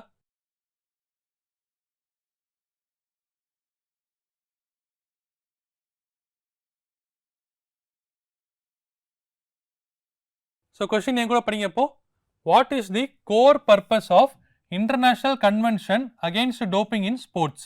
அதாவது இந்த கன்வென்ஷன் இன்ட்ரடியூஸ் பண்ணுறதுக்காக முக்கியமான பர்பஸ் என்ன அப்படின்னு கேட்குறாங்க. ஆப்ஷன்ஸ் பாருங்க. To recognize the sales of performance enhancing drugs. Tamil என்ன கொடுத்துருக்காங்க? செயல்திறனை அதிகரிக்கும் மருந்துகளின் விற்பனையை அங்கீகரிப்பது. இந்த விற்பனையை குறைக்கிறது தான் வந்து மெயினான டார்கெட்டாக இருக்கும் இல்லையா? ஸோ அப்போ ஆப்ஷனே வருமா? வராது. அடுத்து to provide a licensing system for athletes. So அத்லெட்ஸுக்கு லைசன்சிங்கிற கான்செப்ட் நம்ம பார்த்தோமா? ஸோ அதுவும் வராது. அடுத்து C option to promote prevention of and fight against doping in sport with view to its elimination. டோப்பிங்கிற கான்செப்டை எலிமினேட் பண்ணுறது தான் வந்து முக்கியமான கன்வென்ஷனோட ப்ரையாரிட்டியாக பார்த்தோம். ஸோ ஆப்ஷன் சி தான் இதுக்கான கரெக்டான ஆன்சர். அடுத்து to replace national laws on all drug control. இது வந்து ஒரு இன்டர்நேஷ்னல் கன்வென்ஷன் இல்லையா?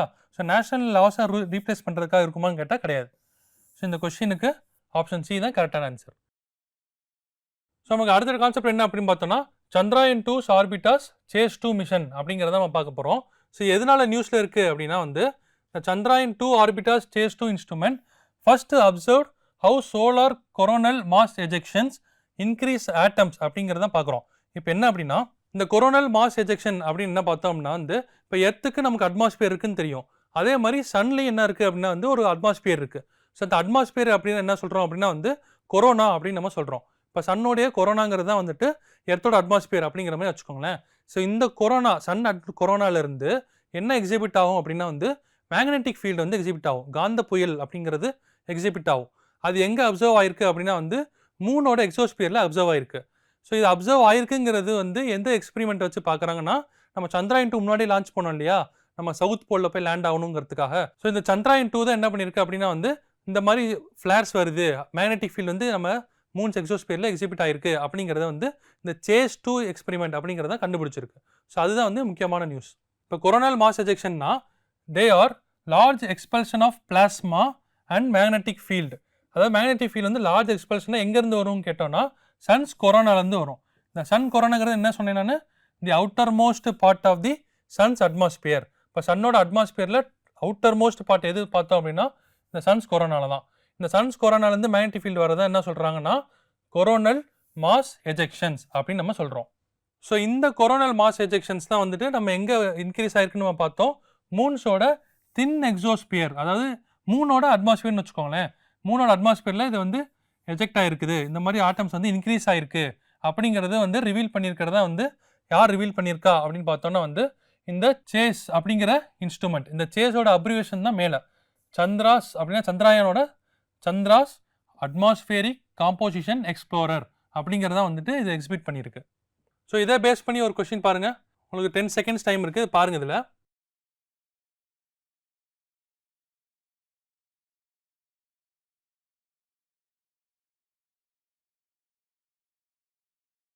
இப்போ கொஸ்டின் படிங்க. The Chase 2 experiment is associated with which of the following mission அப்படின்னு கேட்குறாங்க. ஸோ ஆப்ஷனில் சந்திரயான் 2, சந்திரயான் 3, மங்கள்யான், ககன்யான் அப்படின்னு கொடுத்துருக்காங்க இல்லையா. நம்ம என்ன பார்த்தோம்? சேஸ் 2 அப்படிங்கிறத வந்து சந்திரயான் 2 வச்சு தான் பார்த்தோம். ஸோ எல்லாம் கரெக்டாக ஆன்சர் போட்டிருக்கீங்களா? ஸோ இதுக்கு ஆன்சர் வந்துட்டு ஆப்ஷன் ஏ. ஸோ நமக்கு அடுத்த கான்செப்ட் என்ன அப்படின்னா வந்துட்டு டெசர்ட் சாயிலிஃபிகேஷன் டெக்னாலஜி அப்படிங்கிறது நம்ம அடுத்த கான்செப்டாக இருக்குது. ஸோ இந்த டெக்னாலஜி என்னன்னு பார்த்தோம்னா, நம்ம அக்ரிகல்ச்சர்னா பார்த்துருப்பீங்க, நார்மலாக சாயிலில் நம்ம விதை போட்டால் கிராப்ஸ் வளரும், அதுக்கப்புறம் அதை ஹார்வெஸ்ட் பண்ணி போயிடும் இல்லையா. ஸோ இந்த டெசர்ட் சாயிலிஃபிகேஷன் டெக்னாலஜி யூஸ் பண்ணி என்ன பண்ணியிருக்காங்கன்னா, டெசர்ட் ரீஜனில், அதாவது டெசர்ட் ரீஜனில் வந்துட்டு மெயினாக கல்டிவேஷனே பண்ண முடியாது. ஸோ அந்த மாதிரி ரீஜனில் என்ன பண்ணுறாங்கன்னா, இந்த சாயிலிஃபிகேஷன் டெக்னாலஜி யூஸ் பண்ணி என்ன பண்ணியிருக்காங்கன்னா கிராப்ஸ் வந்து கல்டிவேட் பண்ணியிருக்காங்க. ஸோ இந்த சாயிலிஃபிகேஷன் டெக்னாலஜி யூஸ் பண்ணி கிராப்ஸ் கல்டிவேட் பண்ணுறது எதன் மூலியமாக பண்ணுறாங்கன்னா, பாலிமர் அப்படிங்கிற ஒரு ஏஜென்ட் மூலியமாக தான் வந்து இந்த சாயிலிஃபிகேஷன் டெக்னாலஜியை பயன்படுத்தியிருக்காங்க. ஸோ இதை பற்றி டீட்டெயிலாக பார்க்கலாமா? ஸோ இதோட நியூஸ் என்ன அப்படின்னு பார்த்தோம்னா, வீட் has been successfully grown for the first time in western Rajasthan. இப்போ ராஜஸ்தானில் என்ன டெசர்ட் இருக்குது சொல்லுங்கள்? நம்ம ராஜஸ்தானில் என்ன டெசர்ட் இருக்குது? தார் டெசர்ட் இருக்குது, கரெக்டாக? ஸோ இந்த தார் டெசர்ட்டில் என்ன பண்ணுறாங்க அப்படின்னா வந்து நமக்கு வீட் வந்து கல்டிவேட் பண்ணியிருக்காங்க. ஸோ இந்த வீட்டை எப்படி கல்டிவேட் பண்ணியிருக்காங்க அப்படின்னு பார்த்தோம்னா இந்த டெக்னாலஜி பேஸ் பண்ணி தான், அதாவது டெசர்ட் சாயிலிஃபிகேஷன் டெக்னாலஜி அப்படிங்கிறத யூஸ் பண்ணி தான் வந்துட்டு இந்த தார் டெசர்ட்டில் வீட்டை வந்து கல்டிவேட் பண்ணியிருக்காங்க. ஸோ இந்த டெசர்ட் சாயிலிஃபிகேஷன் டெக்னாலஜி என்ன அப்படின்னா வந்துட்டு இட்ஸ் அண்ட் பயோடெக்னாலஜி, அதாவது பயாலஜி ப்ளஸ் டெக்னாலஜி அப்படிங்கிறத வந்து சேர்த்து பயோடெக்னாலஜி நம்ம சொல்லுவோம். It is a biotechnology method that turns பேரன் டெசர்ட், பேரன் டெசர்ட்னா வெறும் டெசர்ட் மண் மட்டும் இருக்கும். தார் டெசர்ட்டில் வெறும் மண் பார்த்துருப்பீங்க, ஃபோட்டோஸ்லாம் பார்த்துருப்பீங்க இல்லையா? ஸோ இந்த பேரன் டெசர்ட் சாண்டை வந்து என்னவா கன்வெர்ட் பண்ணுறாங்க அப்படின்னா வந்து into a soil capable of supporting agriculture. இந்த நார்மல் சாயிலை வந்து என்ன பண்ணுறாங்கன்னா அக்ரிகல்ச்சரல் சப்போர்ட் பண்ணுறதுக்காக நீங்கள் பிளான்டேஷன் கிராப் கல்டிவேஷனுக்கு சப்போர்ட் பண்ணுற மாதிரி அந்த சாயிலை மாற்றுறது தான் வந்துட்டு இந்த டெசர்ட் சாயிலிஃபிகேஷன் டெக்னாலஜி அப்படின்னு சொல்கிறாங்க. இந்த சாயிலை வந்து எப்படி நீங்கள் பேரன் சாயிலேருந்து அக்ரிகல்ச்சரல் சாயிலை மாற்ற முடியும் அப்படின்னு பார்த்தோன்னா என்ன யூஸ் பண்ணுறாங்கன்னா பயோ ஃபார்முலேஷன் அப்படிங்கிற ஒரு டெக்னிக்கும் பாலிமர்ஸ் அப்படிங்கிற ஒரு ஏஜென்ட் மூலியமாக தான் என்ன பண்ணுறாங்க அப்படின்னா இந்த சாயிலை வந்துட்டு அக்ரிகல்ச்சர் பேஸ் பண்ணி சப்போர்ட் பண்ணுற மாதிரி யூஸ் பண்ணுறாங்க. ஸோ இது என்ன பண்ணும் அப்படின்னா வந்துட்டு it will bind loose sand particles and improve soil structure and enhance water retention அப்படின்னு சொல்கிறாங்க. அதாவது இந்த பயோ ஃபார்முலேஷன் அண்ட் பாலிமர்ஸ் இதை யூஸ் பண்ணி சாண்ட் பார்ட்டிகல்ஸ் வந்துட்டு கேப்பபிள் ஆஃப் அக்ரிகல்ச்சர் அப்படிங்கிறதையும் வாட்டர் ரிட்டன்ஷன் அதாவது அந்த சாயில் வந்து தண்ணியை கேப்சர் பண்ணுற அளவுக்கு என்ஹான்ஸ் பண்ணணும் அப்படிங்கிற யூஸ் பண்ணுறதுக்காக இந்த ரெண்டு ஏஜென்ட்டையும் யூஸ் பண்ணுறாங்க. ஸோ இதை யூஸ் பண்ணுறது தான் சாயிலிஃபிகேஷன். இந்த சாயிலிஃபிகேஷன் யூஸ் பண்ணி தான் என்ன பண்ணியிருக்காங்க வீட்டை கல்டிவேட் பண்ணியிருக்காங்க. ஸோ இதோட முக்கியமான கீ ஃபீச்சர் என்னென்ன பார்த்தோம் அப்படின்னா வந்துட்டு பிளான்ட் டாலரன்ஸ் வந்து என்ஹான்ஸ் பண்ணுறது. அதே மாதிரி இந்த முக்கியமான வீட் இருக்கு இல்லையா, வீட், பாஜ்ரா, கௌர்கம், ஸோ இதெல்லாம் வந்துட்டு ஹீட் அண்ட் அரைட் கண்டிஷன். இப்போ டெசர்ட் பார்த்தாலே நமக்கு எப்படி இருக்கும், ரொம்ப ஹீட்டான ஏரியாவாக இருக்கும் இல்லையா. ஸோ இந்த மாதிரி ஹீட்டான ஏரியாவில் இந்த மாதிரி கிராப்ஸை கல்டிவேட் பண்ணுறதுக்கும் அந்த வந்து இந்த சாயிலிஃபிகேஷன் டெக்னாலஜி வந்து யூஸ் பண்ணுறாங்க. ஸோ அதே மாதிரி ஹையர் ஈல்டு கொடுக்கறதுக்கும் கிட்டத்தட்ட 54% ஹையர் ஈல்டு நிறைய ப்ராடக்டிவிட்டி இன்க்ரீஸ் பண்ணுறதுக்காகவும் இந்த சாயிலிஃபிகேஷன் டெக்னாலஜியை யூஸ் பண்ணுறாங்க. ஸோ இதுதான் வந்துட்டு முக்கியமான பேராமீட்டர்ஸாக பார்க்குறாங்க. ஸோ இதை பேஸ் பண்ணி ஒரு கொஸ்டின் பாருங்கள். ஸோ இந்த கொஸ்டின் என் கூட படிங்க பார்க்கலாம். What is the primary mechanism of desert soilification technology அப்படின்னு சொல்லியிருக்காங்க இல்லையா. ஸோ இந்த சாயிலிஃபிகேஷன் டெக்னாலஜியில் என்ன மெக்கானிசம் யூஸ் பண்ணுறாங்க நம்ம பார்த்தோம், பயோ ஃபார்முலேஷன் அண்ட் பாலிமர்ஸ்ன்னு பார்த்தோமா. ஸோ இந்த ஆப்ஷனில் எங்கே இருக்கோ அதான் ஆன்சர். இப்போ ஸோ இப்போ ஆப்ஷன் பி பாருங்கள், applying bio formulations and polymers to bind loose sand particles into soil like structure. So இதுதான் வந்துட்டு இந்த கொஸ்டின் கரெக்டான ஆன்சர். ஸோ மற்றதெல்லாம் படிச்சு பாருங்கள். Using heavy machinery to bury desert. So இது வந்து மிஷினரி யூஸ் பண்ணி வருது இல்லையா, எல்லாமே அக்ரிகல்ச்சர் இன்க்ரீஸ் பண்ணுறதுக்காக தான். ஸோ ஏ வராது. Importing rich agriculture soil from distant region, அதாவது மற்ற நாட்டிலேருந்து சாயில் இம்போர்ட் பண்ணுற மாதிரி. ஸோ இது வாய்ப்பே இல்லை. சி வராது. அடுத்து டி பாருங்கள், increasing irrigation to flood desserts, அதாவது வந்து டெசர்ட்டில் இரிகேஷன் பண்ணுறதை பற்றி பேசுகிறாங்க, அதுவும் டு ஃப்ளட் டெசர்ட்ஸ்னு கொடுத்துருக்காங்க. ஸோ இந்த கான்செப்ட்டும் வராது. ஸோ இந்த ரெண்டு கான்செப்ட் யூஸ் பண்ணி தான் வந்து மெயினாக யூஸ் பண்ணுறாங்க, அதை தெரிஞ்சு வச்சுக்கோங்க. ஸோ நமக்கு அடுத்த டாபிக் என்ன அப்படின்னு பார்த்தோம்னா சராண்டா ஃபாரஸ்ட் அப்படிங்கிறது நம்ம அடுத்த டாப்பிக்காக இருக்குது. ஸோ இது என்ன அப்படின்னா வந்து இது வந்து நம்ம இந்தியாவில் ஒன் ஆஃப் தி ஸ்டேட்டில் இந்த ஃபாரஸ்ட் இருக்குது. ஸோ இந்த ஃபாரஸ்ட் வந்துட்டு ஜார்க்கண்ட் அப்படிங்கிற ஏரியாவில் தான் இருக்குது. ஸோ இந்த சராண்டா ஃபாரஸ்ட் வந்து ஏன் நியூஸில் இருக்குது. ஸோ அதே மாதிரி இதில் ஃப்ளோரா அண்ட் ஃபானா, பிளான்ஸ் அனிமல்ஸ்னு சொல்லலையா. ஸோ அதே மாதிரி என்னென்ன பிளான்ஸ் அண்ட் அனிமல்ஸ் இருக்குது, அதே மாதிரி இந்த ஃபாரஸ்ட்டில் எந்தெந்த ட்ரைபல் பீப்புள்ஸ் இருக்காங்க அப்படிங்கிறத வந்து இப்போ டீட்டெயிலாக பார்க்கலாம். The supreme court bench order the Jharkhand government to give an undertaking to notify a new wild life sanctuary. இப்போ சரண்டா ஃபாரஸ்ட் அப்படிங்கிறத வைல்ட் லைஃப் சாங்சுரியாக வந்துட்டு நீங்கள் அனௌன்ஸ் பண்ணணும் அப்படிங்கிறத வந்து சுப்ரீம் கோர்ட் வந்து என்ன பண்ணியிருக்காங்கன்னா அனௌன்ஸ் பண்ண சொல்லியிருக்காங்க.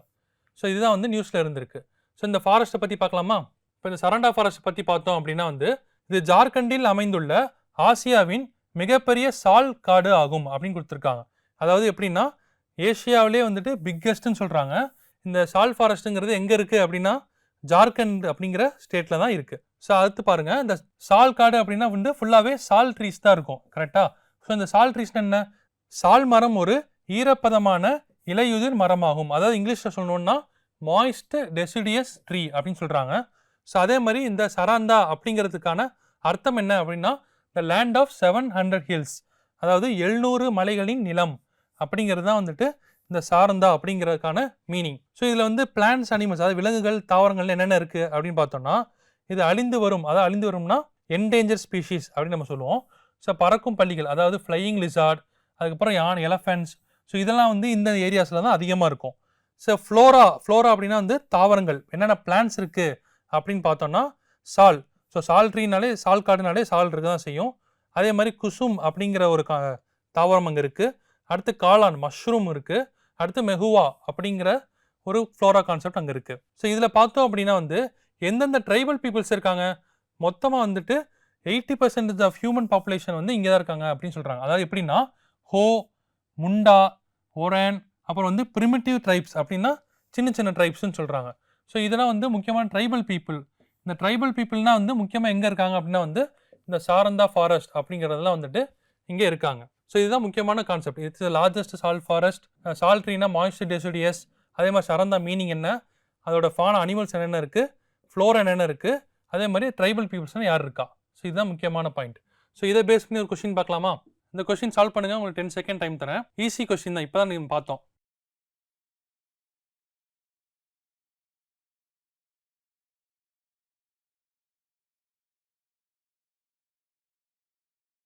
ஸோ கொஸ்டின் பாருங்கள், என் கூட படிங்க. Saranda forest is located in which state அப்படின்னு கொடுத்துருக்காங்க. அதாவது நம்ம ஈஸி கொஸ்டின் தான் இது. ஆப்ஷன் மத்திய பிரதேஷ், தமிழ்நாடு, ஜார்க்கண்ட், ஒடிசா அப்படிங்கிறது தான் பார்த்தோம். ஸோ வந்து நம்ம பார்த்த மாதிரி ஆப்ஷன் சி ஜார்க்கண்ட் அப்படிங்கிறது தான் வந்து இதுக்கான கரெக்டான ஆன்சர். ஸோ நான் முன்னாடியே சொன்ன மாதிரி மேப் பேஸ்ட் கொஸ்டின் கேட்டாலே நம்ம மேப்பில் தான் பார்க்கணும். அப்போ தான் பிக்டோரியல் ரெப்ரசன்ட் ஆகும் சொன்னோமா. இப்போ மேப் பார்க்கலாமா? ஸோ இப்போ இதான் உங்களுக்கு இந்தியா மேப்பு. இந்த இந்தியா மேப்பில் எங்கே ஜார்க்கண்ட் இருக்குன்னு சொல்லுங்கள். ஸோ ஜார்க்கண்ட் அப்படிங்கிறது ஸ்டேட் இந்த இடத்துல தான் இருக்கும். இந்தியாவோட ஈஸ்ட் சைடில் இருக்கிறதா வந்துட்டு ஜார்க்கண்ட். ஓகேங்களா? ஸோ இந்த ஜார்க்கண்ட் அப்படிங்கிற இடத்துல சரண்டா ஃபாரஸ்ட் அப்படிங்கிறது எங்கே இருக்குன்னா, இப்போ உங்களுக்கு ஜூம் பண்ணி காமிச்சிருக்கேன். ஸோ இதுதான் ஜார்க்கண்ட். ஜார்க்கண்ட் சரண்டா ஃபாரஸ்ட் வந்து ஜார்க்கண்டில் சதர்ன் மோஸ்ட் ரீஜனில் இருக்கும். ஸோ இங்கே தான் வந்து இந்த சரண்டா ஃபாரஸ்ட் இருக்குது. ஸோ இதுதான் வந்து நியூஸ் பார்த்துட்டே இருங்க. இதுதான் வந்து சீக்கிரமாக என்ன பண்ணுவாங்கன்னா வைல்ட் லைஃப் சாங்சுரியாக வந்து அனௌன்ஸ் பண்ணுவாங்க. ஸோ இந்த செஷனில் நம்ம என்ன பார்த்தோம் அப்படின்னா வந்துட்டு ஒரு 10 டாபிக்ஸ் வரிசையாக பார்த்தோம் இல்லையா. இப்போ கடைசிலேருந்து பார்த்தோம்னா சரந்தா ஃபாரஸ்ட் பார்த்தோம், international convention against doping on sports பார்த்தோம், அதே மாதிரி வேரியஸ் இன்டர்நேஷனல் கன்வென்ஷன் பார்த்தோம், பொல்யூஷனை பற்றி பார்த்தோம். ஒரு கான்செப்ட் பார்த்துட்டு அந்த கான்செப்ட் பேஸ் பண்ணி ஒரு கொஸ்டின் நம்ம சால்வ் பண்ணோம்.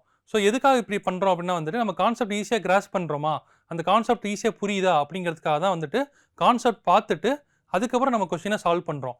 ஸோ இந்த மாதிரி நீங்கள் படிக்கும்போது நீங்கள் ஒரு ஷீட்டில் மார்க் பண்ணி அதே மாதிரி நீங்கள் இந்த மாதிரி டிஸ்கஸ் பண்ணி படிக்கும்போது தான் வந்துட்டு உங்களுக்கு அந்த கான்செப்ட் வந்து என்னென்ன கான்செப்ட்னு ஈஸியாக மெமரைஸ் ஆகும். ஸோ இதே மாதிரி அடுத்த கிளாஸில் பார்க்கலாம். தேங்க்யூ.